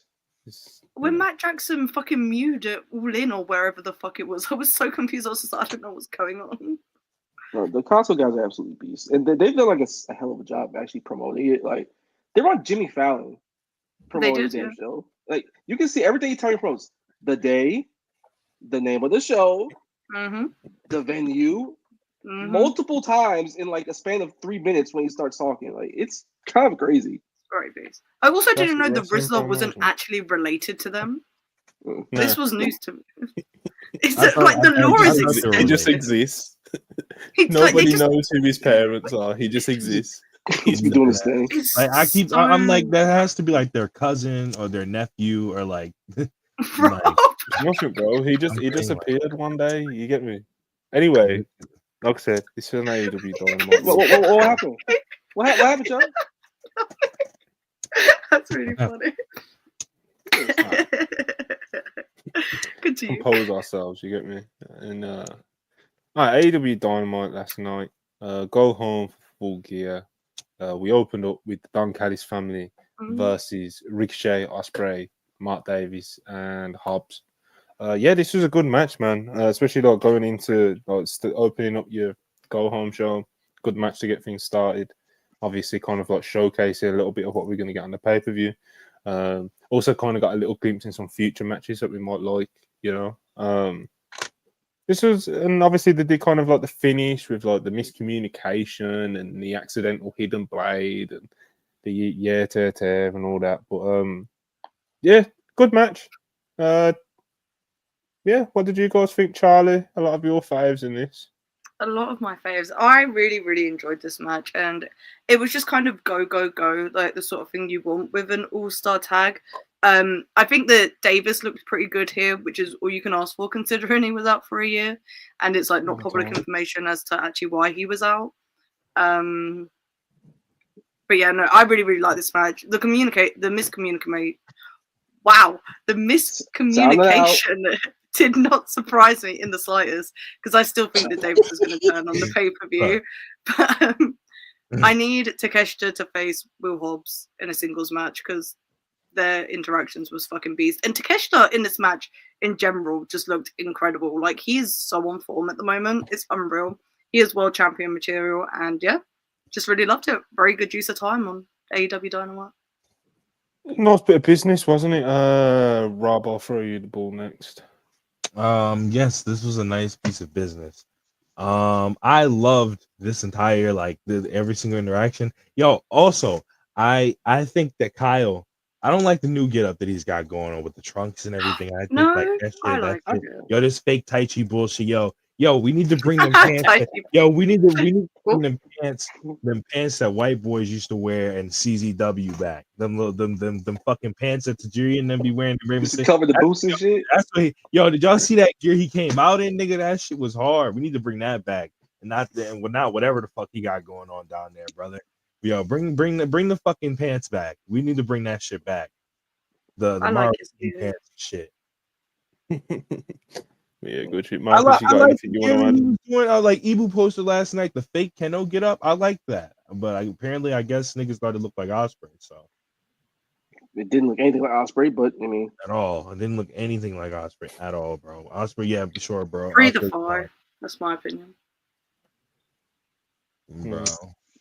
As for my thoughts, man, like I said in the tweet before we started here about like an hour ago, I will extol the virtues of one Mr. Powerhouse Hobbs, because they've done these multi-man tags with Ospreay Goon. They're not gonna call him United Empire yet, but I'm gonna go Ospreay Goon right now, and the Don Callis family. Will Hobbs has been the star of the show both times, because he just goes in there, just does a bunch of cool big man shit, slams the fuck out of people, which was a big point of contention with me with his work before he got injured, where it would be a lot of punch, slap, punch, kick in the corner, and not enough slams and not enough big man stuff. Right here, right now, he's in a good form. Like, he's doing scoop power slams, the spine buster looks good. He has a hell of a lariat right now. And the little baby face thing they did with him, the little injury angle, I'm not the biggest fan of those things all the time, because you see it a billion times on American TV. For some reason, it just fucking worked in this match. I don't know why. I don't know how. But he came out, the crowd lost their shit, and he did the hot tag. I gotta give him his credit for the way he sold the knee when he came in, because he was still very clearly selling that he wasn't 100%.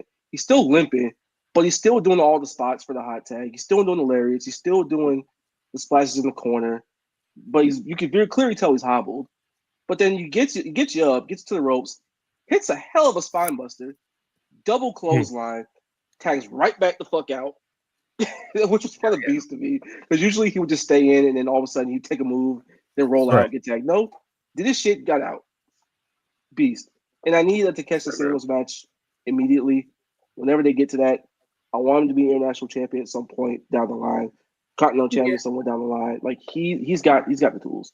Just please, for the love of God, who's ever back there, just keep telling them, do nothing but power slams. Fuck it, even do an Emerald Flosion at one point. Pull it out the bag, Hobbs. Why not? You gotta wrap him in bubble wrap as well, bro. We can't have Powerhouse Hobbs going down again in 2025, bro. I can't. I saw when he got hurt. It broke my heart. No, bro, just please not again. You know. But he's bounced back great, bro. He should technically still be out. You know. Yeah. But, It was a patella. That's like a year-long injury down there. You know what I'm saying? So, Bro, it's some NBA nice. players literally never recover from that shit ever. Yeah. Tried DeMarcus Cousins, who they can, yeah, bro. He's playing good in China. Like, come on, let's be real here. Do this thing. Anyway, shout out Hobbs. So shout out everyone. It was a nice start. After that, we go backstage. Moxie cuts one of his typical kind of. It's a Mox promo at this point. Like it's a good promo. You know, it's kind of got like we got kind of like a lurky setting, multicam. You know, but Claudio was kind of the star of this promo, as we kind of already went into at the start of the show, because he goes, I don't know, he just goes German on us, bro. There's nothing angry. This aggression just came out, bro, and he's just going off. You get me? Then he Bro, we said it like a month basically- ago that he should use his other languages in his arsenal, and he finally did it. So That's what I mean. And then he switches to English and basically just promises that he's going to end Darby's life, basically. He's like, Shout out Claudio, man. We're gonna come out there. We're gonna do our thing. Darby Allin, you're gonna learn. I don't know what you're gonna learn, but you're gonna learn. Speaking of Darby Allin, he was backstage and was basically just like, fuck the Death Riders, basically. Really? Excalibur confirmed that the Continental Classic will kick off next week, but we still don't know anybody who's actually going to be fucking in it, except for Okada. I don't think they do. I have thoughts. Yeah, they need to be better. They need to be better. There. I don't even care that they haven't announced the lineup. I would just like for wrestlers on the TV to actually acknowledge the fact that it's coming up. That would be fun. Like, just throw it in a promo. It goes a long way, man. Even though, please. Even though it's a little bit of a cliche when people announce themselves for the Royal Rumble and stuff, but like it counts for something. Do you know what I mean? Like, 'cause it makes people seem like the wrestlers on the roster care about it. They know how big of an opportunity it is, etc., etc., and it just frames it as this important thing that's happening in the company, which it is. You know. Yeah, so. This was my big issue with All In last year. So the fact that it's now repeating history with the Continental Classic really fucking annoys me. But whatever. That is what it is. Yeah. What else we got? We got Renee. She was in the parking lot about to welcome the Hurt Syndicate, but Swerve just appears out of nowhere with a chain and just Judas' fucking Bobby Lashley in the side of the head with it. And just runs off. He's like pussy, and then runs off. Yeah, fuck, nigga, talk that shit now. That's basically what it was. But, yo, that happened. And then we got a live segment with Adam Cole, and this is when he comes out and he's just basically he goes to start a promo about like how he's missed out on Full Gear, but Roddy hasn't missed out on Full Gear, and he's gonna kick MJF's ass and this and that. And then Kyle O'Reilly interrupts him. He comes down to the ring and he tries to have like this heartfelt conversation with Adam Cole. Like, bro, I've known you for all these years. We've been through ups and downs, and he basically just says like, yo. You need to let go of this Mac stuff, bro. You know, he's more evil than you. He thinks 3 steps ahead of you. Just leave it alone. Like, it's not worth it. It's not worth it, big bro. It's not worth it, big bro. And then away, kind of like Stop throwing the QEs up. It's not worth it, big bro. Big bro. Big bro. You know what we've been through, big bro. It's not worth it. So you know what the business is. You know what the set is, bro. You're gonna throw it up one day. Oh man. What's wrong, Trey? What's wrong? What's wrong? You seem to have a little headache over We'll there. be back soon, bro. I'm telling you. We don't have the whole. And we need to get that brand split going so we can hold. We need that brand split to get going so we can hold all the gold, baby. Yeah. And then we're going to Ring of Honor and we taking all the gold and Ring of Future Shock will be back. We take all the era reunion happens, bro. If an Undisputed Era reunion happens hand in hand with a brand split, that is 100% what's happening. Oh my God. You know what? The thing is, I absolutely loved Undisputed Era, and no, you didn't. I actually did. You're a hater. Fake fans. I'm hating now because I don't want to see this nostalgia act rebrand Hey. constantly in AEW because it's never fucking good when they do it. You're so mad. We go in the Ring of Honor and I'm take so mad. I'm and then we- so angry. I'm and then so we go bitter. into New Wrestling Japan fucking Strong. sucks. And then we go into New Japan Strong, and we take in all the gold in New Japan. You know what? Strong. I need to go let my dog out. We're I'm so leaving. Bye. bad. I'm taking a breather. Thanks for the memories. Go Aw. drink your tea. Oh, All right, so this promo segment wasn't good. Objectively, it wasn't. Now that Charlie's gone, we can say, you know what I mean? Yeah, objectively, it was kind of like I don't really care. Like this seems a lot really one life to live type shit. I don't really care about Kyle saying, "Don't do it, big bro. He's too strong, big bro. He's gonna kill you, bro. He's 3 steps ahead of you. Watch out for Rodney, man." Like, all right, bro, let's get it over with. Yeah. Like, I don't need this melodrama in my life. Like Cole didn't just pull all that devil shit on him, you know? Yo, I was dead ass, bro. And then, bro, what are we talking about here? Like, did I'm you like, not yo, get the drop on him all last year? Like, did you not notice this, Kyle, when you were going? bro, he tormented that nigga for weeks, bro. Not even weeks. He turned into that nigga for like 3 months. after emotionally manipulating that nigga into thinking he was his friend. It's like you're not giving Adam Cole enough credit here, Kyle. I'm disappointed in you. Talking about you knew him all this time. Did you not watch the programming? Nigga, he turned on you. Deadass, multiple times. Twice he turned on you. Like, you remember Future Shock? Remember that? Exactly, bro. Yeah, I think there's a chance that this is a sort of swerve, and I don't know how to do it, but we just at the end of this we just end up with fucking Roddy, Kyle, and Adam just I don't know, kicking the shit out of MJF or something. I don't know. It's like, do I want to see Yui? Not really, in actual fairness. But I don't know, man. The bits are funny, you know. The bits are hilarious. I'm gonna do it till the wheels fall off. I don't care. But like in actual fairness, given the options we really have here with Adam Cole, the single shit is done. Like it's cooked. It's over with. Tag and trios. I would love, like you said, Marcus. With that being said, Marcus, I would just, if they can't take over AEW, let them niggas take over Ring of Honor. Just let them go crazy in Ring of Honor. But give me a reason to watch Ring of Honor. Could you imagine if they made a turn to a trios and went after the Death Riders? That'd be so fucking Yo, Bobby funny. Fish, stop doing all that horseman shit in MLW, bro. Come on, let's come home. Come on, bro. Come home. Let's get going, bro. Come on, bro. Anyway, let's make some money, big bro. We start with we've veered into Bobby Fish talk, so we got to move on now. Yeah, we got Orange Cassidy was backstage with the conglomeration, and obviously the conglomerate. He's cutting a promo on Wheeler Yuta for the main event tonight, and the conglomeration are basically just doing, you know, your classic cliche thing of like, "Yo, we've got your back tonight," blah blah blah. And Cassidy's like, "No, leave me alone. No, not leave me alone. Just like stay away from me. I don't want to drag you guys into it." And they're like, "Yo, are you crazy?" It's mainly Mark Briscoe just like, "Yo, are you crazy? Like, we got you, bro." You know. Then Orange Cassidy eventually gets frustrated and he's like, "Guys, stay the fuck away," you know.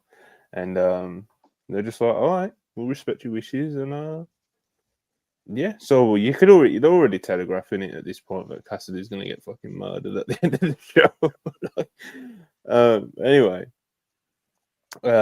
Next up, we had Chris Statlander versus Kairi Shida, which I thought was actually a pretty decent match, but like the crowd for the majority of it was just like the crowd for the majority of the show in general, to be honest, was pretty just fucking poor. To be honest, it was like, I didn't know real atmosphere. It was kind of depressing, especially when you're watching something that like I know is like a pretty decent match.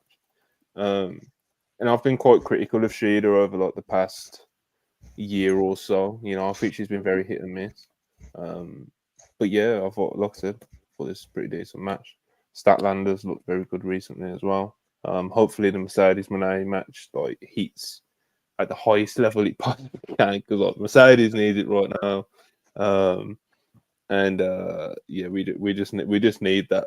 In AEW just needs that right now, you know. Mm-hmm. I think if I could pick one match on the entire show to over deliver, it would probably be that one, you know. So because following this match of Statlander and Shida, Mercedes Moné comes out and cuts a very not a great promo. I think exactly didn't exactly shower herself in roses.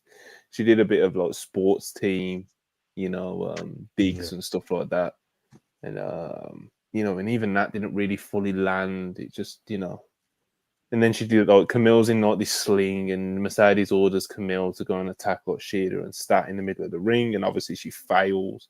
Then like Mercedes tries to fucking hit Chris with a backstabber, but that fails as well, and Chris hits her shit on. It just wasn't a very good angle, to be honest. But you win some, you lose some. Nah, like, all jokes aside, the Mercedes booking has been like awful. I guess this is as good as a time to bring your. Be careful how I word it. So, a friend of mine, a while ago, said that basically Triple H's reaction when it was basically like fully revealed that like Mercedes was going to be going to AEW, probably even before like we knew, was basically like he wasn't that like stressed about it because his stance on the matter apparently is that like they won't know how to present and book her. And I'll be honest, bro, based off what we've seen thus far, I've not seen much to prove that wrong, to be honest. It's not like she's been booked in segments that like actively like make her look terrible or anything like that. And it's not like she's doing particularly wrestle crap. The Camille stuff is pretty brutal, but like in terms of like full on wrestle crap, obviously she's not doing that.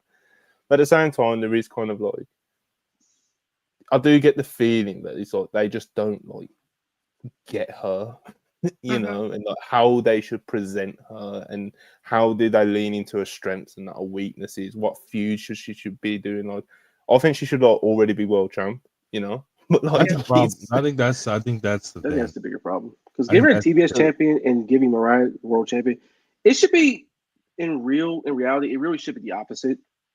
Because the world champion should be where all like the top wrestlers in the division are at and reside. The TBS championship should be where the younger up and coming wrestlers or wrestlers not currently doing that much in the world title scene should be at.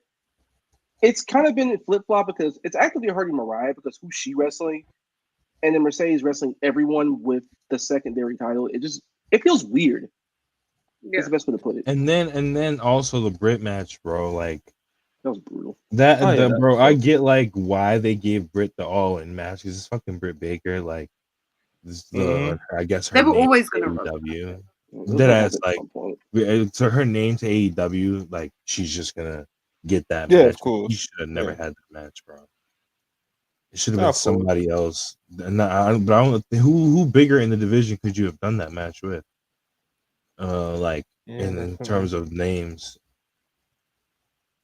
Obviously, things could be very different now. And if she did have like a blowout match at All In, but who knows? I just think as well when you sign someone like Mercedes, remember like earlier on at the start of this year when we're talking about the possibility of Mercedes coming in once she gets cleared. Like we're talking about like how big of a signing this could be for AEW to land one of the horsewomen and arguably the best horsewoman, and how big this can be for the division, how this can take the company forward, especially the women's side of the company, And it's like, if you're going to sign somebody of Mercedes' stature and you want to drive your division forward, then she needs to be at the forefront of it, It's like, especially someone like Mercedes as well, because I think out of the horsewomen, she's probably like the hardest to book outside of Charlotte just being political as fuck. Do you know what I mean? Like, because the actual struggle with Charlotte is getting her to agree to X, Y, or Z, Whereas Mercedes, I think, as an actual TV character, is probably the one that comes with the most like challenges because it's not even like she's not just inherently like, oh, she's just a straight up bad promo. It's just that no, she's just not great at promos in certain settings. Do you know what I mean? Like she's better at certain things than others, And like I said, like it's as a signing for AEW, if you're gonna sign someone like Mercedes, is like power, the power of Sasha Banks. You know what I mean? The crew X, Y, and Z. Then I think you need to position her in a way that she can actually drive the division forward and stuff. Because I don't think she has been so far. So. And then you're Camille. Camille fucking sucks. Bro, oh my god! Like, oh my god, bro! Like Camille is just horrible. They need to just Wait, write that off. Just that's like in the it. way use the injury to write that whole shit off and bring in Megan Bain, bro. I'm tired of like, will she, won't she, is she not? Don't give a fuck anymore, bro. I can't Like- lie, bro. This would have been a good feud to just say fuck it. Let's put Stokely with her because with the fuck one, it fucks with that. Two, That too. Stokely was walking. Who knows, man? Hopefully, I've seen a few cool like ideas thrown around from Mercedes. I've seen like ditch Camille and join up with the Hurt Syndicate. Yes. Ditch Camille That's my and favourite join one. up with Stokely, like you guys just said. And there's just different Actually- things, you know. There's just different. There is options, you know, because like I said, Mercedes is a great talent, bros. But it's just that you've got to really put your thinking cap on when you're gonna try and book her, because You gotta be careful it's not- with certain yeah. things. But yeah, so again, hopefully the match is great and it kind of just like erases all of this and it gets us some momentum again. And, do you know what I mean? Right. That's so good that I don't have any doubt that this match is I going to have be no doubts at all. really good. Wrestling wise, I know that's all Mercedes. People Right now. don't give Stat enough credit for how good she is, which is crazy because we talk about it all the Yeah, time. she's but I awesome. still don't think she doesn't get enough credit. On two busted knees at that. Bro, that's like the thing that I always come back to. She came back and in her first match back, Double she braces. did a fucking 4D with the double Oh, braces. beast. 98 Steve Insane. Austin type beat. Oh, I No. love Chris Stat so much. I genuinely think that she is like one of the best women's wrestlers in North America, like period, right now. So Yeah, she probably is. You'd to be honest. correct. Yeah. So yeah, I think the match will be good. Like I said, if I could pick one match on Full Gear to over deliver, it'd probably be that one because I am rooting for both, even though I haven't been exactly overjoyed with Mercedes' run so far in AEW. And the feud's kind of been like Flintstone hijinks, which it pops me, but at the same time, Yeah, and I like don't Stat need should it. still be a heel, and you know what I mean. Like I've got my issues with the booking of these two women, you know, but I think hopefully they have a the great best- match. So. the best thing about the feud has been that Stat has just been on site with Mercedes the entire time because yes, you should be trying to one up someone like Mercedes in like throughout your entire feud. That is absolutely the stance you should take. But the rest of it's been like It's been very Tom and Jerry. to put it lightly. Yeah. She went for a fucking wall last week. Like Yeah. She tried to run her over and she just beat the shit out of both of them anyway. yes. Low Right, key, if we really go Okay, back to the drawing board, Stat should just win here. Hey man. If you really want to go back to the drawing board with Mercedes and, you know, have a ditch Yeah, Camille in the that's last the thing though. and It's, then it's MVP like if pick they her. have, yeah, it's like if they've already got these things in place, and yeah, I'm probably with you. Like if they've already said, okay, we're putting her in Hurt Syndicate, you know what I mean. We're doing that next week, or next Wednesday. You know, we're doing a big angle, or you know, or Stokely, or they do a big angle, you know. Then yeah, but if it's just kind of like, okay, she's gonna take the loss, and then we're gonna figure shit out. Something that just fucking. Oh yeah, just no, have a I fucking- only mean just if have a they win, have like you know. decision, yeah. But yeah, let's I see, still let's think see she's how it walking out plays out. with Wrestle Dynasty with 3 belts, but that's neither here nor there, to be honest. Yeah, it wouldn't surprise me. It'd be a cool visual to me. So. Anyway, Hurt Syndicate- Two-time IWGP champion soon. Mercedes. We up. MVP, shout them. They're all pissed backstage, and they found somebody in Swerve's coat. You know, this poor young black man just attacked by the Hurt Syndicate, and they realised once they put hands on him, when they put hands on him, obviously they realised, and they're like, "Yo, where did you get that coat?" It's like Swerve just set up this poor young black man. You know what the thought I thought I seen it earlier. Ibu tweeted last night. Why, like, I meant to say this earlier. Why would you not like be like, yo, Bobby Lashley's debuting next week, last week? I don't. It made no fucking sense, bro. Like, It was the little graphic came up in the corner, like Bobby Lashley in action tonight, 2v1. And it's like this wasn't announced or anything, and it's like they were actually advertising on Twitter and stuff that MVP has an announcement tonight, which in the previous segment, which we was talking about earlier, when Swerve fucking jumps Lashley, like it's like Lashley's going to wrestle or whatever the fuck it was, you know. And it's like you've already actually announced it in the corner. Yeah, it's not like, and I'm anything. not trying to be like you know, like one of those guys are like the grifters, you know what I mean? But like, because it could always be worse. Like we said earlier, like last year was a lot worse. Like look at last year around this time, and you could always remember and say to yourself, it could be a lot worse. But with that being said, I just don't get like what the fuck is actually going on. Why is Big AJ promoting all his match better than half of you niggas right now? What is going on? Big AJ is going around everywhere. I know he's from a different time, but some of you niggas are also from a different time. The same time. Nigga, come on. Lock in. It's one of those weird little things. Like, it AEW is didn't just bad bother me. promotion, It's bro. like, it didn't like actively like piss me off. It's just like, dude, just promote it earlier, I guess. It's a head scratcher, bro. It's like It's just weird. as Rob referenced the Ibu tweet. It's like, why would you not announce this? Like, it makes no sense. Like, why would you? I want to know what it would have done to the quarter hours if they had Zero announced. logic. But again, like I said, I've kind of like I kind of threw my hands up a long time with like AEW. So they're just bad promotionally, bro. Like they've got great wrestlers, and Tony Khan knows what a good match is, and he's not a fucking idiot, and he can sense crowd reactions and stuff. But like promotionally, like an actual promoter, it's a different thing. A booker and a promoter are completely different things. I think like the modern fan kind of like meshes them together into this one thing because it's kind of what people have been used to with like Vince, you know. But yeah, AEW like promotionally, marketing wise, like they're very poor, very, especially with like the resources, money, all these things they got going for them. It's terrible. Like,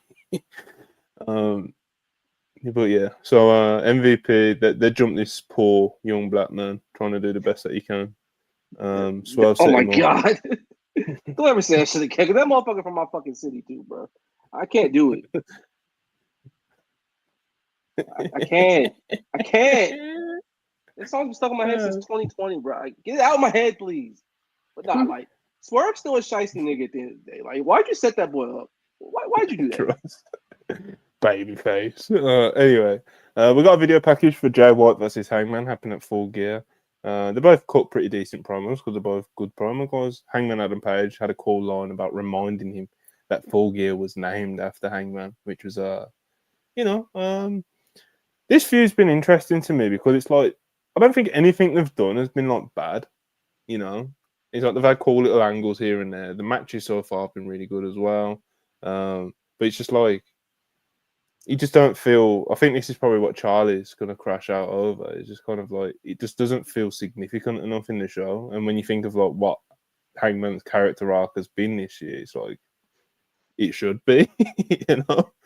And obviously Jay White, you know, they are clearly trying to like reheat him up again and get into where he should be, you know. But Hangman specifically, it's like anything involving him needs to be like one of the main things on the show. Don't you think, Charlie? I do. I think that Hangman should be a bigger player in AEW. And I don't know how many more times I can say it and different ways I can say it before people get bored of me crashing out about this. But, you know, the fact that he is once again being used to elevate another talent that needs to be put in a better position, you know, it is what it is. Shout out Hangman, great wrestler. I don't know what to do anymore because I'm so sick of this shit. That's what's up. Yeah. Hangman should be world champion. There it is. I'm just saying yeah. Hangman's a funny wrestler to talk about because he is like the poster child for if he doesn't do what I want him to do, it's the worst thing of all time for some people. Other times it's like, okay, it's not bad, but I just rather it be something else. That's fine, whatever.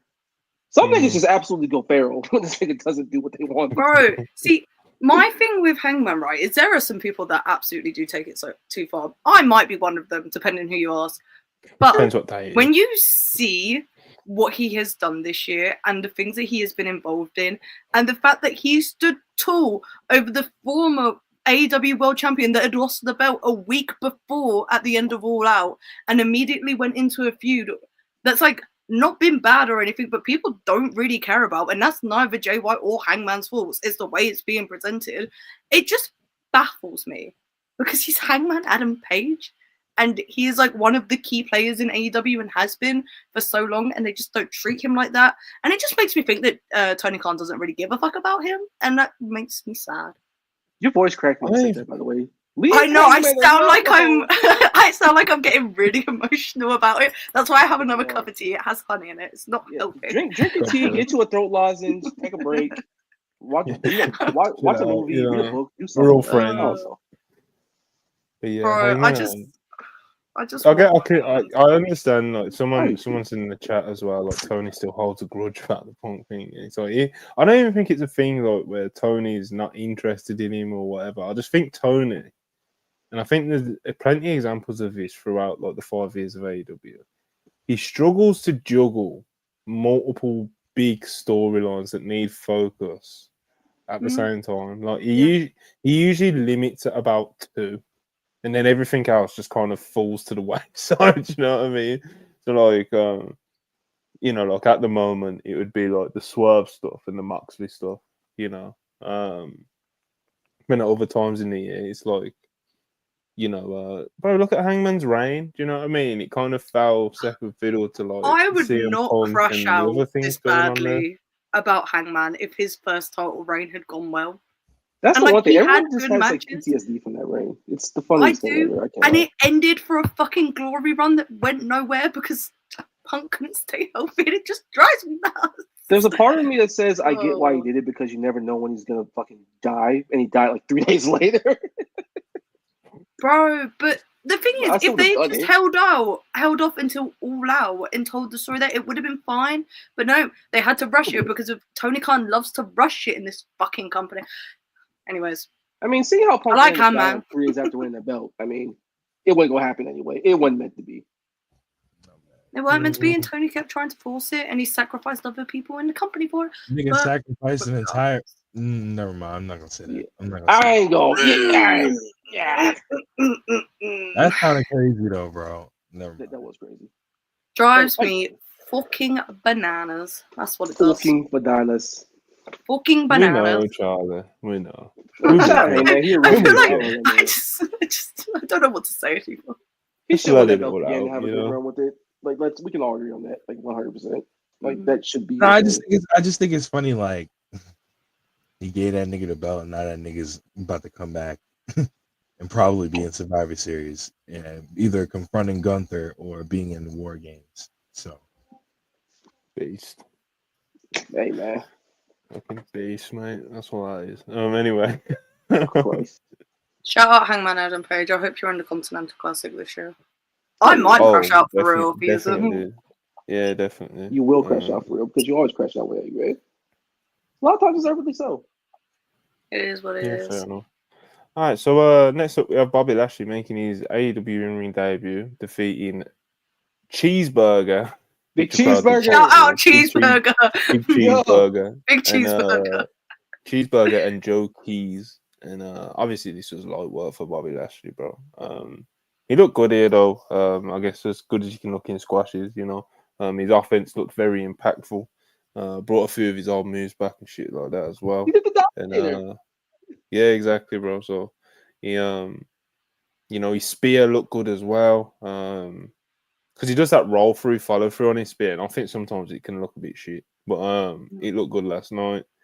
Puts the Hurt Lock on, job done. Good little squash match. But the real thing was the post-match angle with Swerve.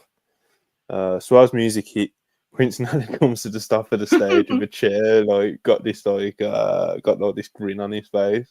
And of course, some of the guys get out to go follow him up the ramp. But of course, it was all a trick. You get me? Swerve was hiding under the ring. That the old reliable hiding under the ring. He's got the chain. He attacks Lashley. He takes out Lashley. Hits him with a Swerve stomp, and then makes a swift escape. Does these cool little flip thing out the ring and escapes through the crowd. Yeah, it was a cool little angle, man. I really liked it. I liked it. Yeah, good shit, man. Good shit. Very good. Shout out Bob Lash, shout out Swerve. It's been a nice little few weeks. Probably my favorite thing in AEW, to be honest. I think he's probably overtook the Moxley things, the Moxley stuff now, because Although, like I said, I'm still hanging in there with this Moxley storyline. It's I'm not feeling the same way I did the week after they just fucking murdered Bryan Danielson in front of me. Like it's just even though even though I'm hanging in there, it's not quite. Whereas like this Hurt Syndicate shit, it's just like, bro, MVP's out there just doing his thing. It's it's hard not to love it. Bobby Lashley's a beast. Swerve's a great wrestler. Like, yeah, Shelton's looked awesome since he's signed. Like, it's all just going like great. Yeah, big fan of what's going on here. But anything you guys want to add about the squash match or the angle after? Because it was a cool angle, man. We swear. It was the way he did that Dominator on Cheeseburger. We just put him up and just tossed him to the ground. That shit was hard. That shit was fucking hard. That shit was. Cheeseburger plays his role so well, and it cracks me up every time I see him wrestle. Shout out Cheeseburger for him.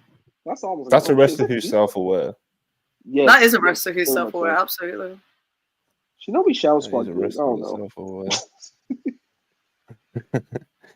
So yeah, man. Shout out Hurt Syndicate, Swerve, Cheeseburger, and Joe Keys. Absolutely. Yeah. He was there. Yeah, man. So what y'all think of Bobby's? He broke up a pin. What do you think of who? What when? Bobby's gear. I like the neither here nor there for me, to be honest. I like the trousers. Wasn't a big fan of the jacket. The jacket was all right. The trousers, I can do with the. I like the color. I think it's a really good color. I just didn't really. I don't really fuck with the crop sleeve stuff. It says Almighty on it, so I'm happy. It does. Well. Yeah, I have to make an exception. They still build us the Almighty. Smash Burger crazy. That's really funny. Yeah, man. Yeah, man. Swerve versus Bobby Lashley. I'm really excited for it, to be honest. Bobby Lashley obviously is gonna want to have a good performance. His first pay-per-view match, his first real, actual competitive match in AEW. I dove on with this. And of course, Swerve Strickland, former world champ. We got a match on. I think Bob Lash is going to get the win. I think he needs to. Oh yeah. Yeah. And yeah. I'm just looking forward to the match, to be honest. Yippee. Moving on to Renee backstage with Mariah May and Mina Shirakawa talking about the champagne celebration they're going to be having at Full Gear. And what is it? Mina says that Mariah May deserves it because she's been working so hard lately, and I don't know, man. They just put each other over, and they fucking give us a little shimmy at the end as well. Listen, I have no issue with them doing their bits and gimmicks or whatever the fuck. It's been 3 months since she won that belt. Why the fuck are we celebrating? That's my problem. It's just going to be an angle for Tony Storm to come back. That's all it's going to be. Yeah. It's the worst thing in the world, but I would probably just to the match. With who, I have no clue, but probably the match. Oh, yeah, we'll see. We'll see how it goes. I think we're all expecting this. That's your world champion. Your women's world champion. But Tony Storm's retired, guys. Actually. Oh, yeah, Tony Storm retired and she's not coming. Do you know how many people that took that bait? And have ran with the fact that she's like, oh, AEW doesn't need me. It's just like, brother, can you not tell there is a story being told? Regardless. Yeah. Dumb, stupid. Women's division's booked like shit. Tony Khan, I'm coming for you, brother. I'm sick of this shit again. It was so good on the lead up to All In, and then you drop the ball, and the ball ain't been picked back up. It's been fucking deflated. I'm over it. That's kind of what happens when you put the world title on someone who probably shouldn't have it at this juncture, and their entire thing has been dependent on one person. Or 2 people, and they're gone. So it's the age-old thing with AEW. The then what, like Charlie said, all the build up to All In, or wherever it was earlier this year was great. And it's just like it feels like it's fell off a cliff now. So. Tony's winning that belt back, by the way. I hope y'all are ready for that. Yeah, Tony's winning that belt back at Grand Slam in February. And I honestly don't care at this point because she had a decent enough title reign. And they have given us no reason really to be invested in Mariah, and it's so fucking dumb. Drives me nuts, man. I kind of knew it was going to go a little sideways because that first promo she cut was to like complete utter silence, and no one gave a fuck when she came out. So yeah, it's not good. They're not giving her anything to get the crowd interested in. That's the issue. People were so into her turn because of like her and Tony had been so close and like they told the story so well. So when she turned, it was a legitimate shock thing because she did it so immediately after winning the Owen. But they've just not done anything with that since she won the belt. She should be killing women in these matches. She should be showing that aggression throughout it, and she's just not. And it's dumb and it's silly. it's like 60-40 AEW. The 60's firmly them, and the 40 Mariah's probably not at this juncture going to carry it by herself. She probably wasn't ready to be world champion, no, but they're not giving her anything to help that situation. Like, I don't even know who you put her with at this point. I genuinely don't. Until the Mina stuff comes around. Like, what do you do? And no offense to Anna Jay, absolutely none. I think it's wonderful that she's been like improving and doing her thing and whatever. But that's not exactly going to set the audience on fire, is it? Someone said that like a trilogy.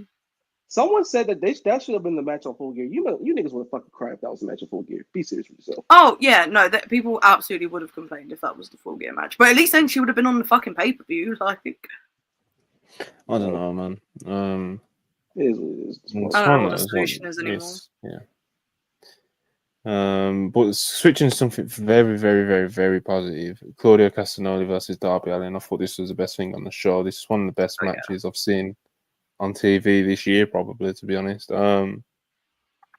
This delivered exactly what you hoped it would. Darby in the form that he's in at the moment, he just looks so smooth, so crisp, so fast. Obviously, he's bumping as he always does, and he just fucking knows how to take a beating, you know. Then like Claudio as well. It's just like the thing that makes Darby so great. It's not just like the things that I just said and how like even just like his psychology in matches and his selling and things like that. It's more so like because of his stature, like physically, like obviously he's a very small guy, and like guys like Claudio can literally do like anything they want with him. Like, like, and that's the case, and it's not just Claudio because Claudio's an athletic freak. Like that's the case for literally like half the roster. Basically, anyone who like works out and is kind of big can basically like launch Darby into the first row. You know, like, and obviously that helps these opponents' offense packing more of a punch, and Claudio don't even need that. Do you know what I mean? Claudio looked like a fucking monster here, and like I said, there's been a theme over like the past like month or so of Claudio just fucking murdering Darby Allin at every chance he could, and in this he was bro, the fucking the big swing into the steel steps. Oh my god, bro! When he caught the coffin drop and just threw him into the barricade and then kicked him over the barricade. And obviously the big spot where he fucking launched him into the announce table from the gorilla press. Break.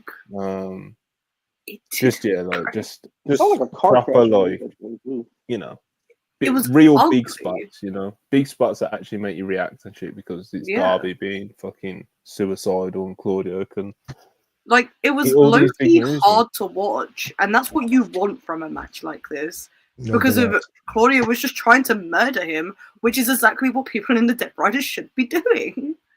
It was very much delivered. I loved this match. It was very good. It was awesome, man. And obviously it was, I guess some people it may have been a bit of a shock, but of course with the way the match and the way they told the story in the match, it wasn't that much of a shock. Claudio beat Darby Allin after that huge spot that we just mentioned about him getting launched from the gorilla press into the table on the outside. He makes the 10 count, gets in at 9 just about, and then Claudio just fucking murders him with a lariat and pins him. Just which killed him. Really like, that was the effect. That's what I mean. Like he was like he killed him. Like that was the effect they went for, and it landed. You know what I mean? So, a really good bit of business. Claudio comes out of this looking like a fucking animal. Darby, I think from a performance perspective, Darby looked phenomenal in this. Yes. So this was like people are going to lose their shit when Darby gets his win back over Claudio because he's absolutely going to at some point. They're going to run this match again, and people are going to lose their shit about it because of how effective this match was, which is what you want with wrestling. And I don't understand how Darby has working legs or a working back or working anything because of some of these spots were fucking insane. Bro, I could that watch these nigga's- guys wrestle forever. It's so good. Darby will never convince me he's straight edge, bro. I'm sorry. The bumps he takes, you gotta pop a perk too, bro. Mm-hmm. Punish me. bro, and then all this, he's still talking about climbing Mount Everest next year. Crazy, Fuck all that, bro. I've said it since he was meant before it fell through the first time. So as Tony Khan, like as the guy paying his Put your fucking foot salary. No, bro, you're not going to climb fucking Mount Everest. Like, what are we talking? Why are you talking about, bro? Like, get the fuck out of my office. People die up there. Like, what are you doing? And it's like, bro, you can do it later in life. It's not one of those things where it's like, okay, yeah, you have to be in shape to do it, but it's like you don't have to be in like the peak of your fucking wrestling career. Do you know what I mean? Brother, you're about to be the world champion in like a year. Like, sit down. Bro, only 17 Darby's people gonna actually Darby done though, it. innit? It's like that interview he did like last week or something where it's like I think one of the things that keeps him sane in the wrestling business is that he has genuine like hobbies and interests and things that he likes to do outside of wrestling, which one of them is he's an adrenaline junkie. Like that is what he is, you know. So whether he's doing a fucking skateboard flip over a fucking burning truck or whatever the fuck, or if he wants to climb every, like he's gonna always do those things. Like Darby's gonna Darby, but like I said, when it comes to Mount Everest, something that literally is going to take like months and he has to like go away for a substantial amount of time. No, get the fuck out of here, bro. Go fucking, I don't know, go backflip over Jump a out of gorilla a or plane. something. Yeah, Do like something else. do something else. Bungee jumping. I don't know. Do all that shit when you retire, man. Fucking hell. Well, the state Derby might be in when he retires. He might not be able to, but he's still going. Well, bungee jump or something, nigga. You want an adrenaline rush or some shit, nigga? I'm tired of niggas wanting adrenaline rushes, bro. What is wrong with niggas? Yo, you got like, come on, bro. First of all.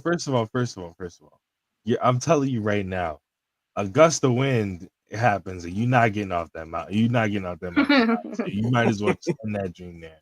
Nigga, all you gotta walk up and do is and you going flying, nigga. So I'm not buying this whole I want to climb. Stop. Just stop.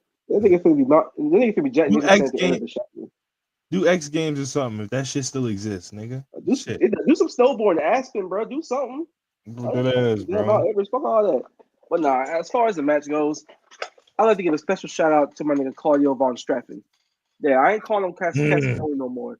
It's Claudio Von Straffen, Claudio Von Rosenberg, whatever the fuck we want to be called, bro. That Jeremy spoke in that promo before. The entrance to the crowd with the damn music. He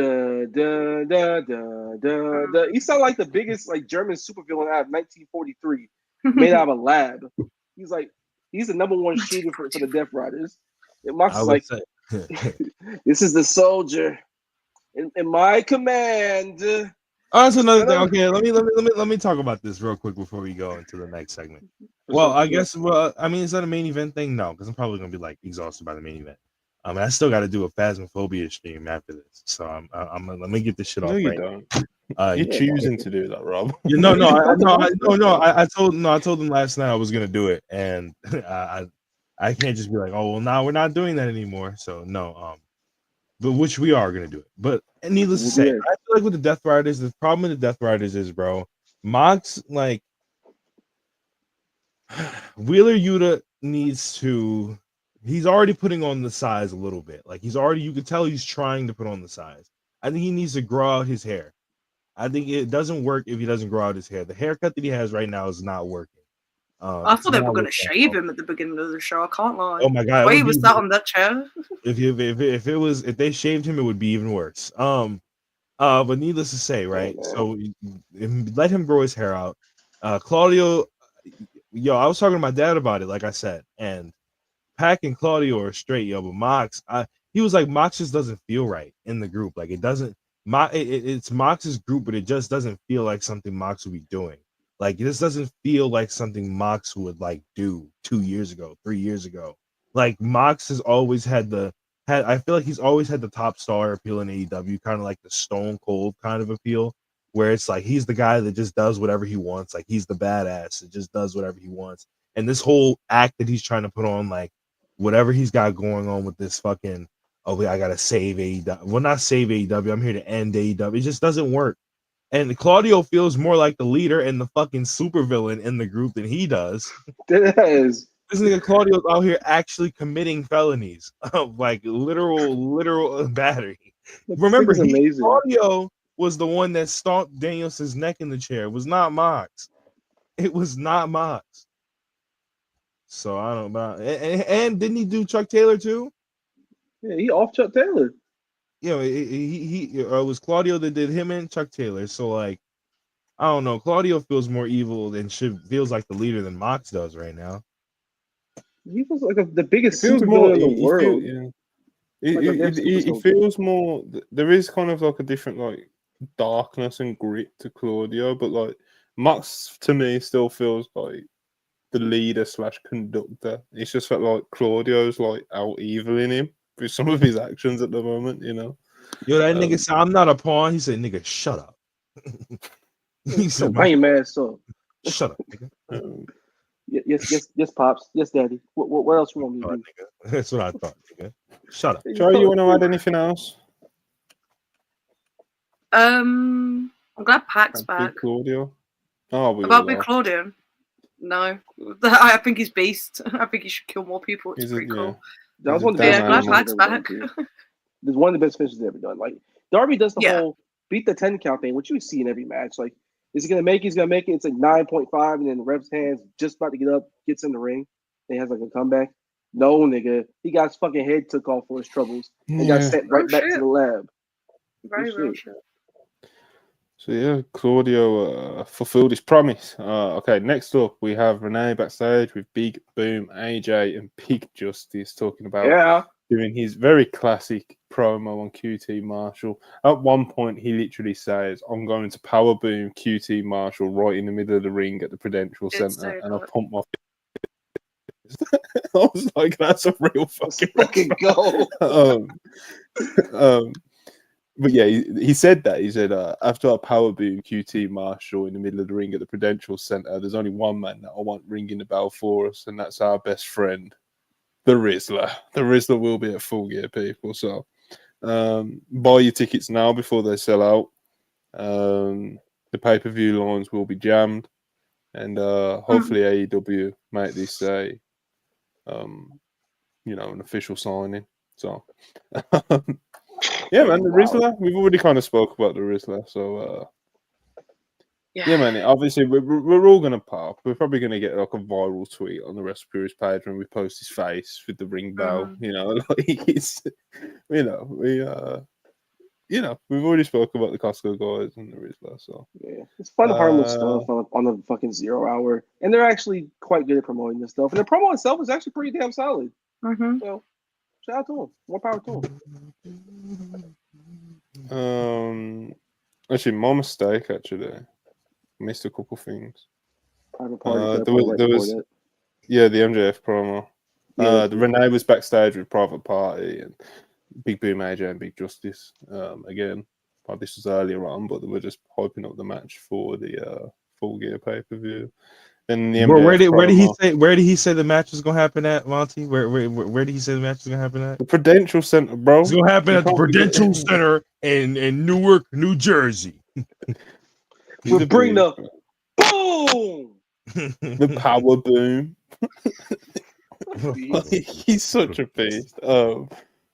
Anyway, the best thing to come from that is him being a pro wrestler, so he could get to do this and like actually say, "Yo, I wrestled in a pro wrestling company, huh?" For real. It fucked me huge when I saw like the pictures floating around a couple months ago. I was like, "Oh, I used to be a wrestler." I was like, "Fuck off!" It all makes sense now. It's so on the nose, like the way he promotes things, the way like he loves, the way he has a good mind for this stuff so far. It's kind of beast. Shout out to him. He's kind of awesome, unironically, but also ironically. But okay, MJF. This got dark. Yeah, MJF went a bit dark on this. He pulls up outside of this beat up building. Oh, and the homeless guy comes up to him and asks him for some change, and he's like, "Yeah, sure." Then he like throws some change on the floor, and he's like, "Go fetch." Like, it's like proper, just like old school heel shit that you would have seen in a vignette, fucking in the 80s, you know. It probably wasn't there, but I can confirm that houses in Tampa do look like that. But basically, the point of MJF's promo was like trying to hit Roderick Strong deep where it hurts at his childhood, you know, because Roddy had alcoholic parents, and his mother on one occasion actually shot his father.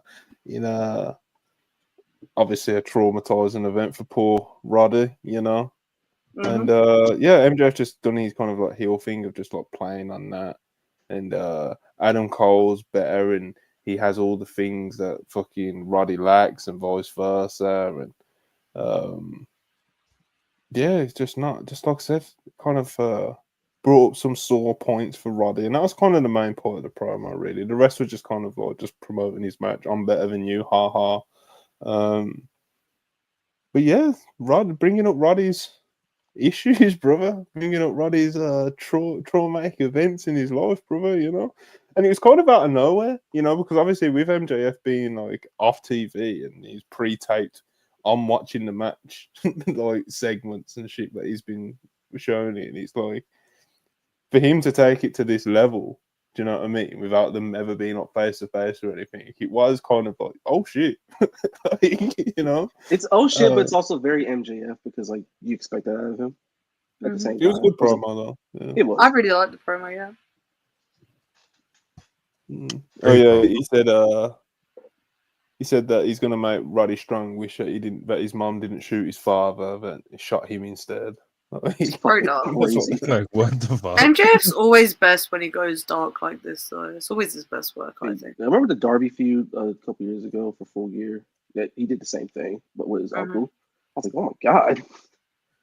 And yes, this whole thing with Roddy Strong's life is a shoot. Like all of this did happen. Yes. Yeah, MJF is best when he's a deplorable human being. You know? Absolutely. None of the comedy stuff he tries to do. No, when you're just a straight up piece of shit, that's the best MJF by a country mile. Yeah. Roddy had this chance to reply. He had like a live promo with Tony Schiavone at the top of the stage, and he was like, "Oh, you know, it's nothing anybody hasn't said it before in my career, and you know, when I finally get my hands on Max, I'm gonna feel like a kid at Christmas." What else did he say? He's like, "I'm fucking Roddy Strong. I'm a fucking beast, nigga." Yeah, she's like, I'm tired of the fucking backbreaker. I'm gonna earn the backbreakers every single time. I'm gonna go home to my hotel at the best sleep of my life. Beast. Not Roddy Strong. Cheers, nigga. Yeah, Roddy's you know, it is like with Roddy, like the actual context of his promo, I thought was like very good, especially in like response to what we just seen with MJF. But obviously with Roddy, the issue, and it always has been, as much as I love him, no one on this pod or in this fucking live chat can tell me I don't fucking love Roddy Strong. His delivery is like hilarious. Do you know what I mean? Like it's just, it is. It was fine here, but like sometimes Roddy. It's so choppy usually. But here it was fine. It worked for what he was trying to get across. All I'm gonna say is it's not lost on me that the best MJF Adam Cole stuff featured the match that's actually gonna happen on Saturday. I'm just saying. And when Roddy Strong's a better promo than you, it's time to reevaluate, Mr. Jenkins. I don't know if I'd actually go that far yet. You know? I would, and I am. Adam Cole can like talk, like but Adam Cole the content talk, of his content lately has been very like ass because the story that he's in's ass. Do you know what I mean? And obviously, like with Roddy had the emotional weight from what MJF previously said to go into this promo. Do you know what I mean? But as talkers, I think Cole is still better than Roddy, man. Like Roddy's just not a promo guy, man. He's not. But the promo he did was strong. It was a good promo. It's just that, bro, he did his thing, man. I can't tolerate more. Hey, and MJF, I'm gonna get my hands on you, and I can't do it anymore. I'm sorry. That vocal tick he has, which I have a lot of vocals that have fucking Tourette's, but my nigga, I can't do it. I'm sorry, Mr. Jenkins. I love you, brother. You're a good man. Yeah, this feud sucks. He really does. He really needs like. Because I don't think Tony Khan's just gonna like give up on fucking Adam Cole. Do you know what I mean? Like he's not gonna do that. But Not Mercedes, bro. Go back to If Tony Khan gives up on Adam Cole, I'm giving up on Tony Khan. Oh no, we'll just take it back and we'll put him on SmackDown. Let's go. Fuck it. Can I have him? Hashtag we go. He's taking back. You can have him. We're going black and gold again. Yo, we're Anyway. gonna put him back on the cycle he was in NXT. Because Hunter, when that nigga get around Hunter and Sean, that's his big bros. He get mad motivated. I noticed that when he get around. He was currently losing his mind because he thought he was the only. Bro, he does it every. bro. Like he's so noticeable at the beginning of every promo. It's like, like, bro, what the fuck? I'm a professional ticker myself. I have Tourette syndrome. I notice these things, bro. Jacob Fatu would embarrass Cole. Yo, aren't you? Yo, I was about to say, shut up, nigga. All right, go back to work. Shut up, I love you, man. Anyway, nigga. Back to work. MJF, Roddy. Oh fucking hell! We had that mad fucking Jack Perry, Daniel Garcia angle where it's like a continuation. It's like a continuation from last week where they like kidnapped him and they've got him tied to a chair. And Jack Perry's like, I think scapegoat Jack Perry is like proper bad now. Like at this point in the game, and he's doing this thing of like, ha, I thought you wasn't like me, like, and I'm just like, bro. It's the most like new movie villain way of getting across what they're trying to get so across. corny. But hey, man, kidnapping niggas is hard. I'll always maintain that. I fuck with it. The way they tried to deliver it was a little high school theaterish, but it was so high school feel. It's very funny. But then most wrestlers are high school theater, so it kind of is what it is. True. This was very funny though. Like they're like in this dingy like warehouse or whatever. It's all dark and there's like water on the floor. It's like all damp and dark and horrible. And because if they got Daniel Garcia's got a crowbar. He's like, yeah. Hey man, they are going to New Jersey in Saturday, so they gotta do a little Gotham cosplay. But yeah, man, Garcia's delivering it was sweet, you know. It's just that like I really struggle with Jack Perry at the moment, especially when he does kind of like he's like comedic heel. Like I'm so disturbed, like whatever the fuck it is he's going for. I just struggle a lot with it. I just get the belt off him. It's so Evan Peters in American Horror Story. That's what it reminds me of.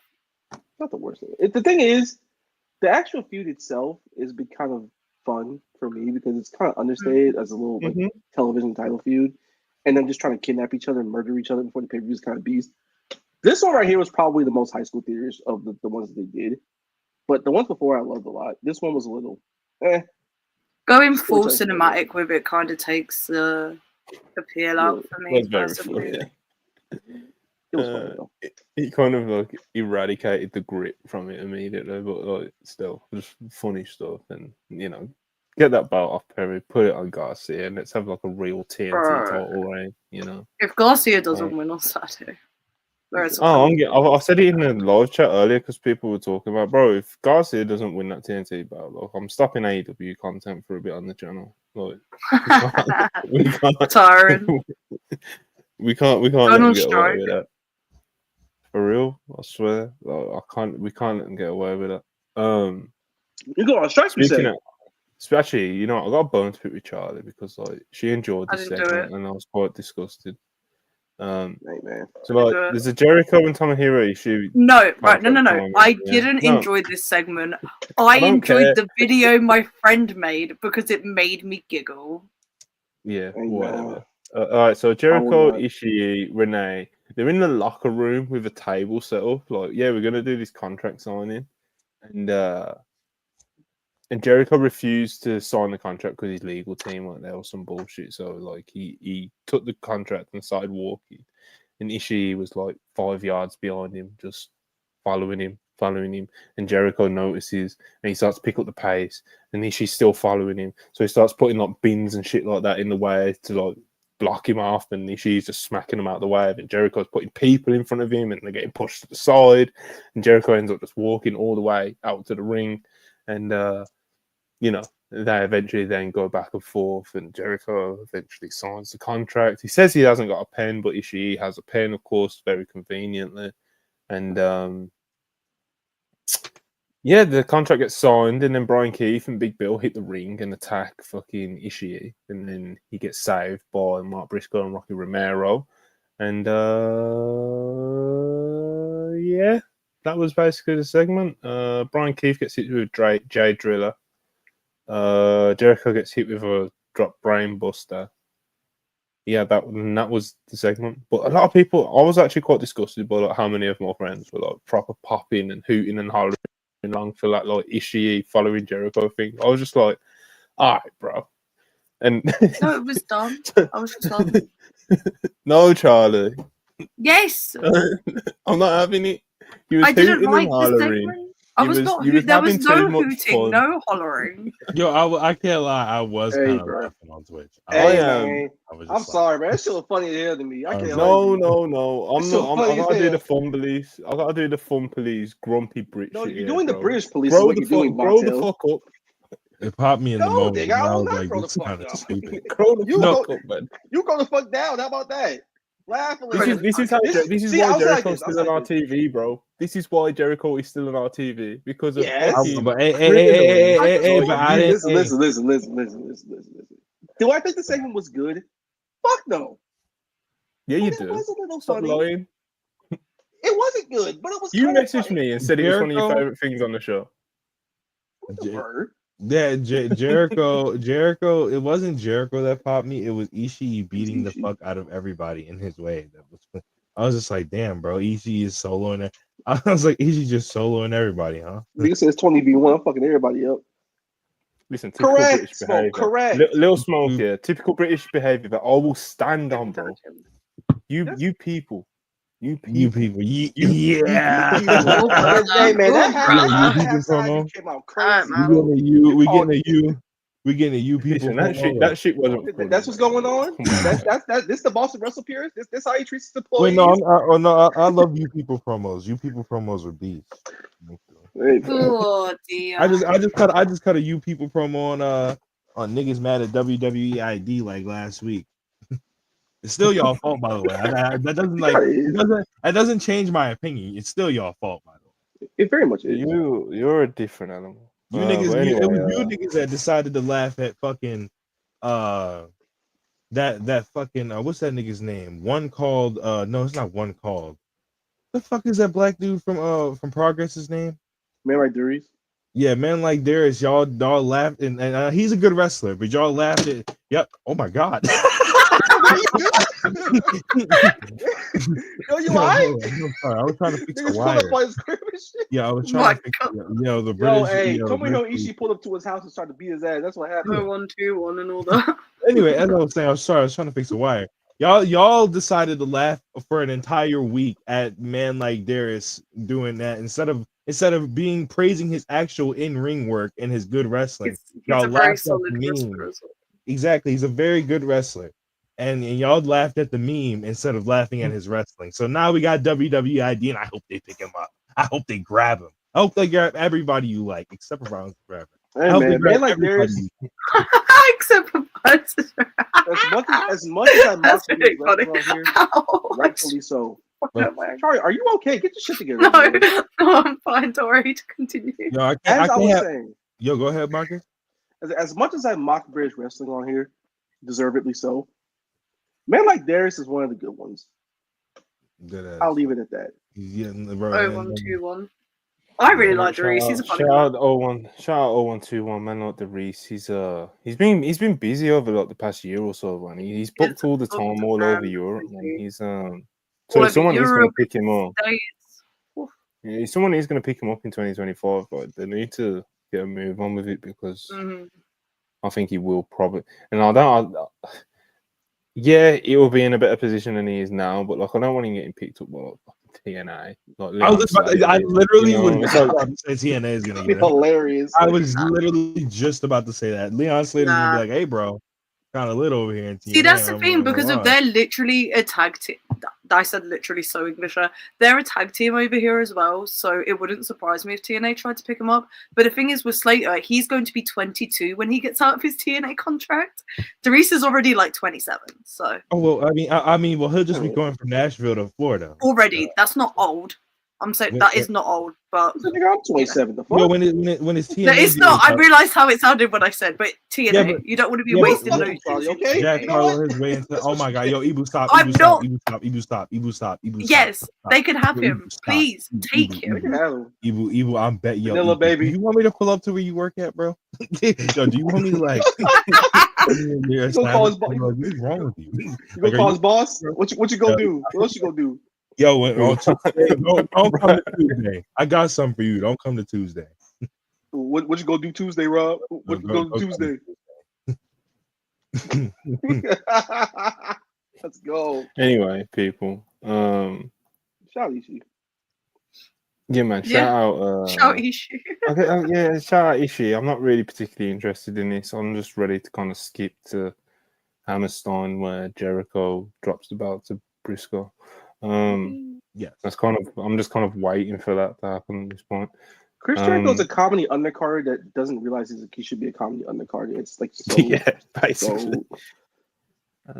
Renee backstage with Jen. A lot of Renee. They've been doing a lot of Renee backstage lately. I feel like they need to get like a bit more creative with it. Although this was obviously creative towards the end with the Julia Hart vignette. But in the sense of just like if you want to do something backstage, it's just like, or like an angle or something. It's always just like a very basic Renee backstage interview. But nonetheless, she's backstage again with Jamie Hayter, who's she did like a whole bit about being like confused about like why Julia Hart's vignette interrupted her because they've never came in contact with each other. She says she moves to the beat of her own drum like Julia Hart does, so she kind of gets it. And then she says something along the lines like, you know, everyone knows what I came back for one thing, and then he gets cut off again, and it's another Julia Hart vignette, which was another cool vignette, and obviously that's going to be Jamie's next feud, and Julia's on her way back home. Yeah, Brody's calling her home, people, and Hey man, I think I I do think the whole Brody Julia dynamic is like really cool. And I really like it. it's the best thing in the House of Black by a country mile. Maybe he thought. I mean, yeah, I guess. I guess. But well, Kings of the Black Throne when they actually do cool things, sure. But the Julia and Brody dynamic is always fun. It's like a big bro and his little sister doing dog shit. But one thing I'll say about these vignettes have been fucking awesome. The fuck going on? What is happening? Rob's got some. I don't know. It's always Rob. Rob, are you okay? Nigga, that is not me. It is. What the hell that is? Anyway, these vignettes have been awesome. I wish Julia Hart was a good wrestler. That's all I'll say about that. She's so young, though. She is, but she's super young, man. Yeah, exactly. That's what I think. That with her previous push, like they did kind of jump the shark a little bit with it, but I think she's a promising talent that you obviously want to keep like focused on and pushed and shit. Coming back to a few Jamie Hayter is like a big one. So like I get what Marcus is saying completely, you know. But she's definitely beating Jamie in that first match. Yeah, obviously she's being thrown into the deep end. Hopefully she can swim. You know, we'll see. I would love if she ended up like being a very good wrestler. I genuinely would because she's such a cool look. Her presentation is like off the charts. People like really took to her during that first run, before she got the TBS title. I get it. Taking a chance on a young wrestler like her, sure. You kind of have to do that sometimes as a promotion because you want to see what you got. And at worst, you got someone that has a really cool look and the live crowds love. But when she becomes a good wrestler, if she becomes a good wrestler, you got money to print here. So I ain't mad at it too much. The feud will be cool. The match will be pretty solid because it's hard to have a bad match with Jamie Hayter, even after all the injuries. Julie's definitely winning, and then Jim will probably get the win back at some point. That's my prediction there. Yeah. Cool. Not bad. Hmm. Nice little side feud. This is what they Yeah, got we'll Jamie see. Hater doing, huh? Another Hey, solid feud, though. That's kind of the thing, and it's not necessarily like, oh, okay, Julia coming back. That's kind of a big deal in the women's division, considering how she was positioned previously. But Hey man, Jamie Hater's a former world champion, right? exactly. So it's like with Jamie, it's like I guess kind of like the whole arc that they've been telling with Jamie is that yes, she wants the world title back, but she keeps getting sidetracked. Yeah, It's people like just that keep inherent. interrupting. Yeah, like that. Okay, that makes like logical sense of it, but like, is that really a good story?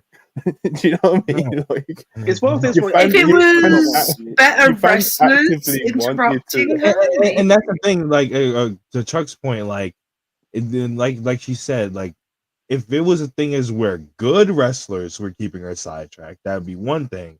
But and I mean, I'm not saying Julia Hart is like the horrible, like the shits. But I'm saying like if it was like technically sound wrestlers that could give her a good match that she was doing these feuds with, like a Serena Deeb or somebody, and that would be different.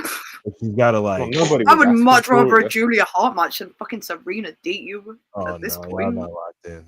in 2024, Serena Deeb is Bro, 2024 Serena Deeb is one of the most least interesting wrestlers they have employed.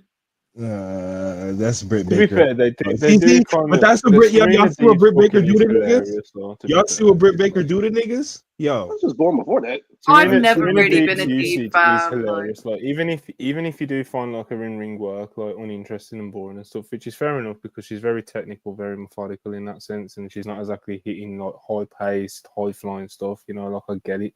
But at the same time, I do think like some of it is kind of like on AEW. Like Serena Deeb isn't someone that I'd be like clamoring for to get a push or anything in 2025. Yeah. Like I'm neither here or there on it. But in the sense of like when she is used, it's always so bizarre. Like they always I always feel like she's always just thrown out there to die.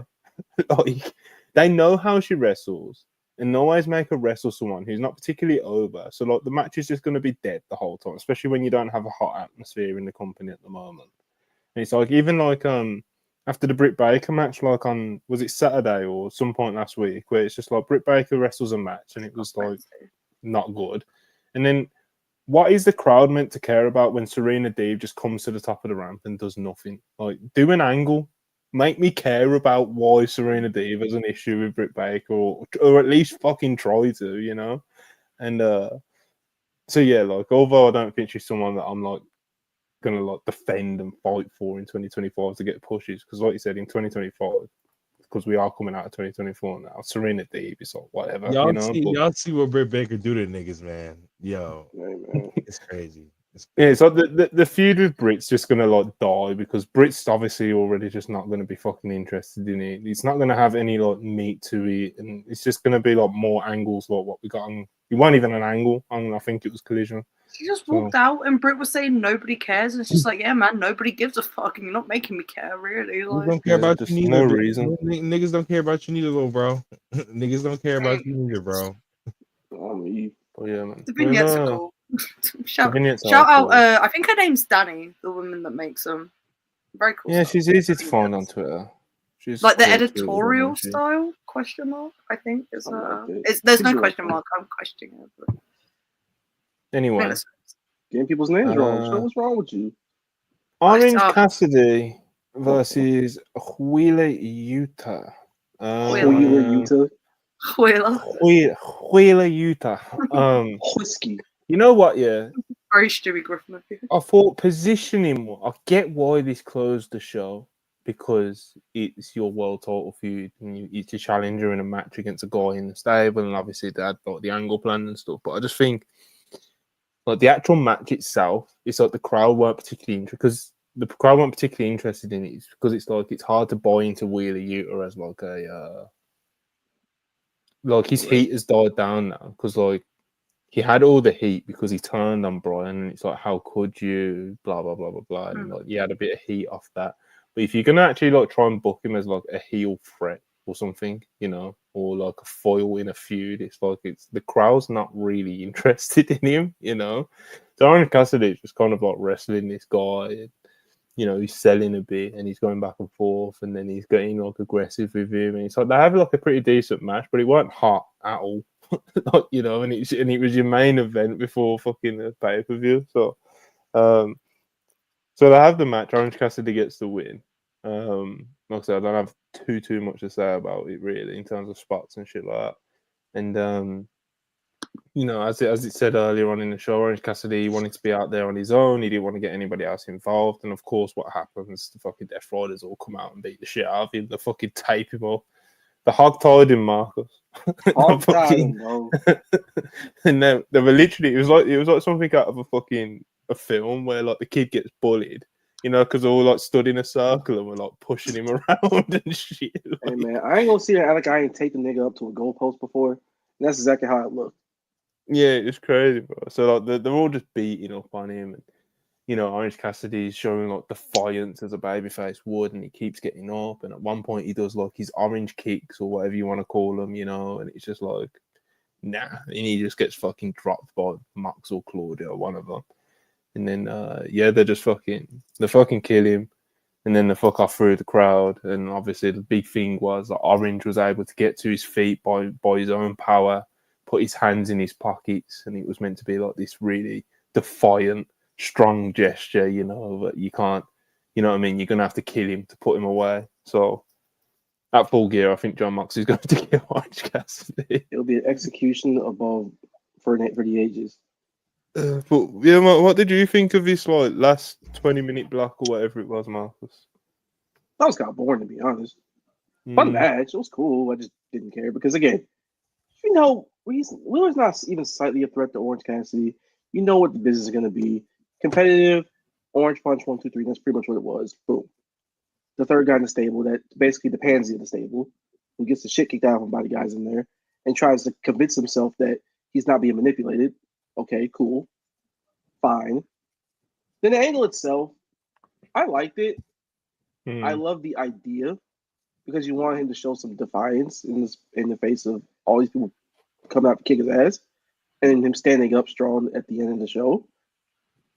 It did come off a little awkward, mostly because the crowd just sucked for everything on the night, let alone this.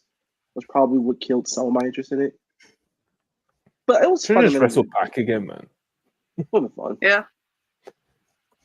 Obviously, I get the emotional weight and the connection with Wheeler Yuta and Orange, like the story there, you know. But you have a story of Pac too. It would have been a better match, so I understand it. I get it. Run that match back and have Orange win this time. Yeah. Yeah, man. Again, kind of a shame positioning. It's kind of a shame that, like, you know, like the crowd just don't buy Wheeler Yuta, you know, as like a main event. Now, obviously, he's not the main event, but you know, like as part of a main event act, and when the babyface has to go against him, it's like when it's a Claudio, he's like, yeah, I can buy into Darby versus Claudio, and Claudio even fucking murdering Darby the way he did because it's fucking Claudio, bro. He's a fucking European unit, you know. But European unit. They're not. Pac is a fucking freak. Do you know what I mean? And obviously he's the bastard, and he's got that really like husky, mean fucking voice on him and shit. You know, that Geordie accent. You know. So he has that. Even though he's shorter, like even though Pac isn't like 6'3" or whatever Claudio is, like he still has those things going for him that are like menacing. Whereas Wheeler Yuta, the only thing menacing about him is the people he's associated with. You know, so when you put him in a singles match in a main event like this, it's like, all right, bro. You know, so I don't know. That's like sending little bro out to the store to get some cigarettes. That's basically what it is. Like put him in the main event. Wheeler Yuta needs to. He's already in the process of trying to get bigger. Like I said, grow out his hair, put some fucking wrist tape on. All right, let's act like a pro wrestler here. Put some fucking wrist tape on. And I think he should just go the full route of at least trying to look like Babyface Danielson from like 10 years ago. I'm not saying he should grow his beard out super long or whatever, but I mean, shit, grow your hair out, bro. Like, do something to change the look. On this.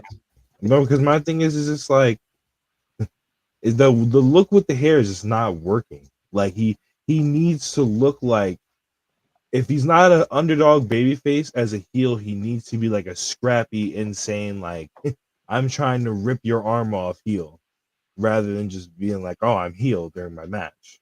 You know what I mean? Mm. So I think that's Okay. why him growing his hair out would be a part of the. I'm fucking. I'm in here to try to rip your shit off, brother. I'm not trying to like put you in an armbar. Okay, yeah.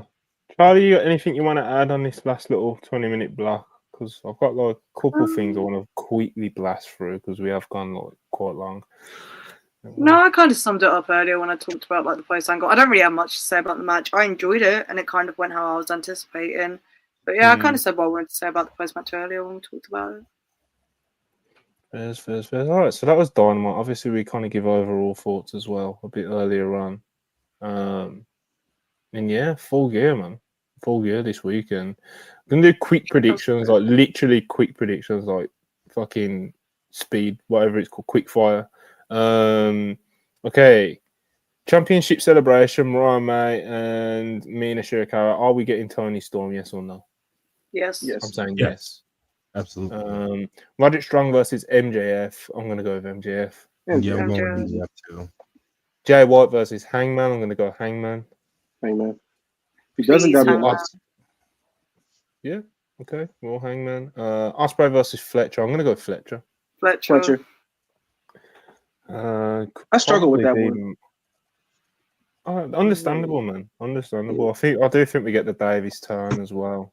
Comes with Coriolis.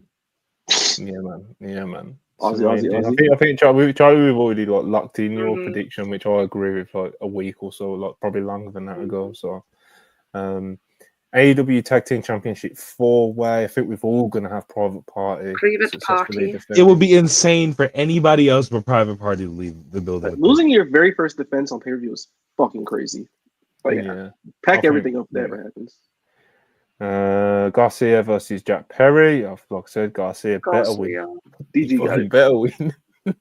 You better win that belt, bro. DG got it, but that Monster Dynamite review boycott would be kind of wild. I can't hold you. So I might have to hold out. Bro, I'll post that Eddie Kingston fucking clip like every day. Oh, you know, when he's like, I'll quit AEW and walk. They've just made Takeshita versus Ricochet official for the pay-per-view. We up. Okay, so who we going for that? Because that kind of fits in. Takeshita. I think Takeshita wins. Adds to his stock. I think he's got it, man. Bob Lash versus Swerve. I'm going Big Bob. Big Bob, yeah. But I don't think Swerve should lose again. But like, I don't think Bob Lash should lose his first big match in the company. I think Swerve's fine to lose here. Whilst you're considering this, Marcus, yeah, you wanna know what really sealed it for me? When Swerve posted his shoulder. See, something like that. He posted his shoulder. Feels like he might be gone for like even if it's just like 2 weeks. You know, I think Swerve might be having a little break. Yeah, because honestly, with that, he might just work through it and tape it up. But I don't know. I'll go Bobby here. I think Big Bob. We're locking in Big Bob. Mercedes versus Stat. This is kind of interesting because it's like, where are they creatively with Mercedes? Because they could actually put it on Stat. I want them to put it on Stat, but I am very convinced that Mercedes is winning. I am all for leaning towards changing Mercedes titles. as well. I'm all for changing titles and then picking the pieces up and trying to readjust and then going back to it if you want. In every wrestling company with some titles, you should do that. But that being said, they don't really do that very much. They just kind of stick to their plans and just roll with it. So Mercedes is retaining here. I'm going with Chris because I think Chris Statlander should win, and they should keep Monet off for like a month and then bring her back in the world title division. Well, not for a month, but like bring her back, have her be like, I'm going for the world title now, and have her move up. She's got the match with Hazuki later this. I was gonna say later this month. It's not later this month, but soon as well, hasn't she? Yeah, I'm gonna go with Mercedes. Although I'm not completely writing the Chris Stat thing off, but I'm gonna go with Mercedes because I think they're gonna do what Charlie said earlier and have Mercedes walk into Dynasty 3 belts.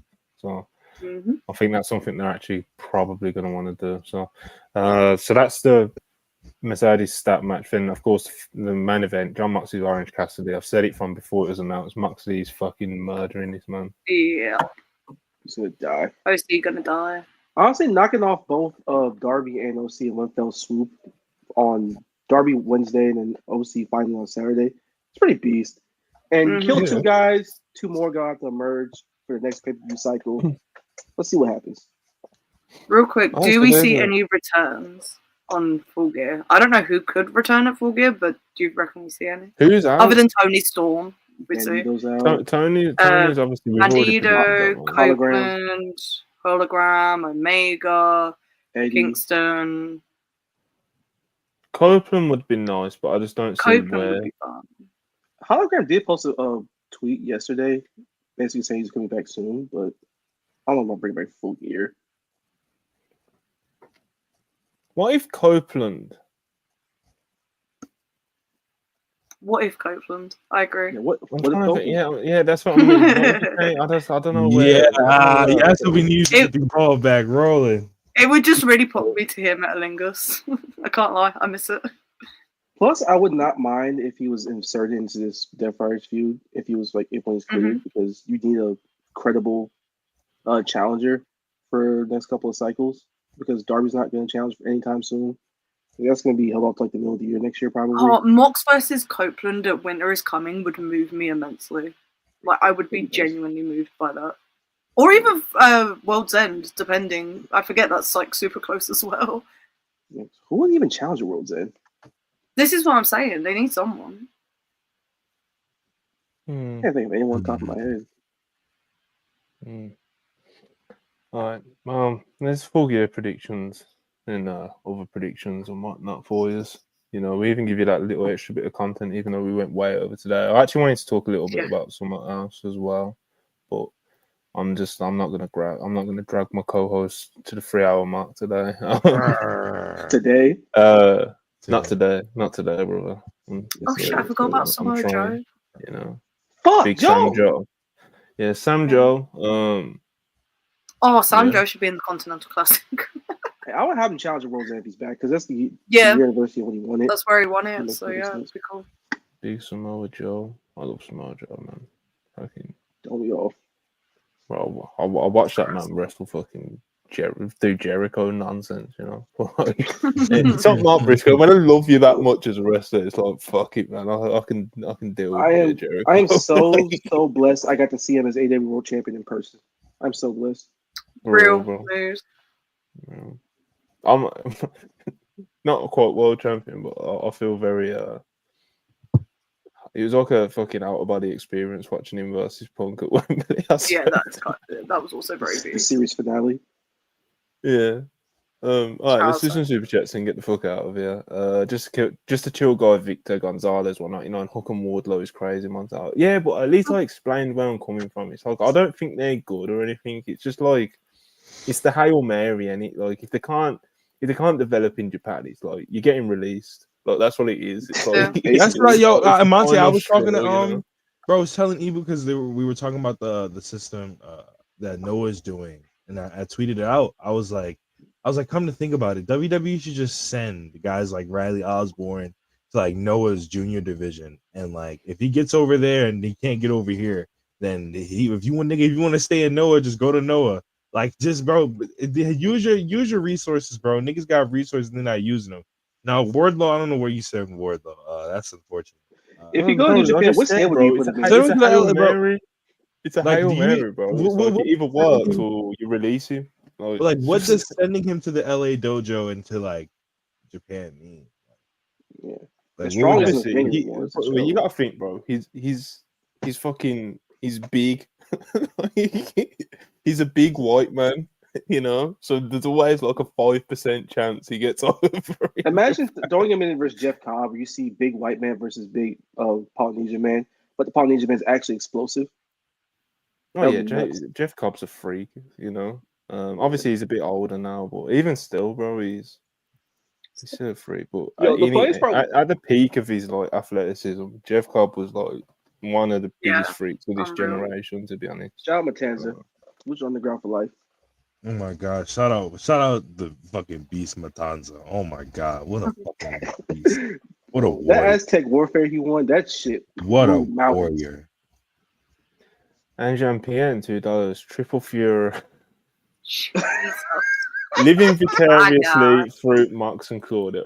So Triple H you just have to ring you up, you know. Hey man, Yes. I'm not gonna say too much. But hey, man, if they bring Iron Crosses to TV, gotta ask some hashtag Yeah. questions. SMG, $5. Cole reunited with MJF to screw over Roddy is the only way we can save Adam Cole. Please, no. I would actively stop watching the show. I don't need better than you, baby, back in 20. nigga, what? Brother, appreciate What you the doing? support, but I can't get down with that idea, boss. Will Cheers on $2. Camille, you so bad that NXT's happy AEW got her. Nigga, they doing Yeah, backwards probably, together. mate. She's lucky to have a She's- contract anywhere, bro. She's genuinely one of the worst wrestlers on the contract anywhere in the world right now. And I am being dead serious. I don't know, bro. I know. She's bad. She's bad, but I don't know if she's not like Nikita Lyons bad. They you fell know? in with Chris Statler and she stunk. That's all the evidence I need. Yeah, but Nikita Lyons would like die or something. Like she'd Well, just she's fat and has spontaneously no ACL. combust. Her knees would explode. She built like Sarah J has no knees. Like that's just what it is. You know, I It's never ain't good. even doing this right now, man. Camille fucking stings, bro. But Right? Like what are we doing? I know, but I'm just saying, look, Nikita, there's levels, you know. Kale She's on of a Kale, level. 50 pesos. Tony Khan goes to sleep, clutching a picture of Punk and throwing darts. Can you imagine? Hangman Page, picture on his wall. It's like his 5th one this month. Hashtag NXT. Come on, man. There's so many layers to that super chat. So You know, the The fucked up NXT part at the is, end. you're probably not wrong. Ryan Sully, $5 Canadian. Appreciate you as always, boss. I don't know about anyone else, but I really hope the Trios division picks up again. I kind of miss it. Keep up the great work, Wrestle Purist. You know, If I had to pick between trios and tags, I'm picking tag every day. I don't give a fuck. I don't give a fuck about trios belts, bro. I'll be honest. It's like They're it was a nice idea. It was a nice idea at the start because you had like all the factions and like we could easily fantasy book all these trios matches and stuff. But like in actual effect, like it probably wasn't a great idea. It should have just been a one-off tournament. It shouldn't have been for belts. They waited like too if you want fucking Death Triangle and the Elite to do a best of 7, then just book it. You know, like fuck Yeah, it, you don't need belts for that shit. The real thing is that they waited too long to put it in action. Like doing it like 2021 would have probably been the sweet spot. They waited too long. Yeah, I don't care for it. That, to be fair, they did have to wait for Kenny to come back, but They can use it as a device and like use like the Death Rider stuff, like it just as a storytelling device, and nothing more than that, and just flip it back and forth between people. Just have fun trio stuff. As an actual concept, if you want to have a real division, that's where you run into issues because you take away from the tag division, which was a huge problem last year. Yeah. And we're only just getting to a place where the tag division is like watchable again. So it's like respectable. You have actual feuds and it does genuinely like put hurdles in other divisions and stuff. Because even not the singles division and shit, like it's just I don't think either of the big two, NXT, maybe an ROH you can do it, but I just don't think any of these companies need trios titles. Like, okay, the last thing I'll ask you before we actually, this is what we'll close out with. What do you think will be match of the night at Full Gear? Charlie, you can go first. match of the night at Full Gear. Probably fucking hell. Takeshita Ricochet, probably. Marcus? Ospreay Fletcher, locking it in. Rob? Ospreay Fletcher, nigga. That's Ospreay. That's Mr. Pay-Per-View, brother. Yes. Yeah, I think there's a good chance that I like Max versus OC or Hangman versus Jay the most. But I think in terms of like crowd reaction and like match of the night consensus, it'll probably be Ospreay Fletcher. It'll probably be like the black one. I just think Takeshi's on such a different form right now that he's gonna blow the water out with Ricochet. I'm just going over reliable in Ospreay, and Kyle's on. Oh, absolutely, yeah. Too, so them meshing together, I think is gonna be good, especially if he does try to. Oh my god, yo, I'm with you on that one, brother.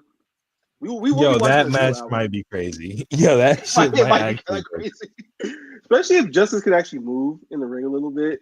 I might be doing some things. I can't hold I'm you. so locked in. I'm so locked in. We I'm so locked ready in for Big Justice versus QC. The Absolutely. Rizzler. The Rizzler at ringside. We're fucking locked in, bro. I can't fucking wait. Bringing the It's boom. mad. The power boom. I still can't get over that, even though it's such an obvious like fucking wordplay It was- to do. It was so good. Just I would say, what's the sleeper match of the night? Is a good question. sleeper match of the night. I think Sadie's start is a pretty safe pick for that, to be honest, because people don't have a lot of faith in Mercedes right now. I think that's more so Also- like the outside stuff, but not the actual wrestling itself. I'd say MJF. Oh, yeah. Yeah. I Yeah, know Max that we're Roddy's doing the the This is a really good yeah, pay-per-view. Max versus Roddy is probably more sleepy. You know, whoever said that, that's probably more sleeper. Max Roddy. That could be really good. One thing I will say, I know they're doing the title celebration thing, but like one women's match on this card, isn't there? fucking crazy. That's kind of wild. It's yeah. Not even It's anything it's to the not good pre-show enough, yet man. either, which is wild to me. But I think it breaks precedent because, like, damn, you had a run where you had like 2, sometimes even 3 on there, and they get 1 again. Yeah, it's they're regressing not, again. it's not quite good enough, is it? So yeah, man. This banner from last week. Oh, bro, don't. Throw it Anyway, up, throw it up, people, throw it up. Let's end the pay-per-view. Good night. Let's End the pay-per-view. End the stream. Are you okay? No. You know what? we're not quite pay per view yet. You know, It's been a long fucking week, man. All we're that for the people. You get me? We're for the people. We don't do paywalls around We here. are Not for the yet, people. anyway. Maybe one day. You get me? But anyway, wrapping this up now. We'll be back on. Oh, fuck knows. We might actually be back on like Sunday because like this is what he will do. Like he'll obviously we got worldwide, but if there's a pay per view on Saturday, like sometimes he'll just message me on Sunday. Like let's just do the review on Sunday, so we don't have to do it on Monday. Yeah, So who knows? So maybe Sunday or Monday we'll be back again with worldwide or full gear review. Yes.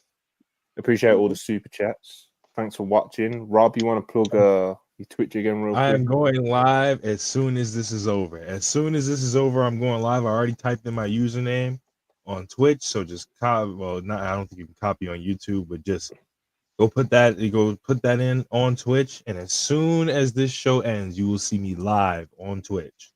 We will be there. Which it is ending right now, people. Again, thanks for watching. Thanks for all the super chats. We'll be back on Sunday or Monday, and yeah, thanks for watching. Peace.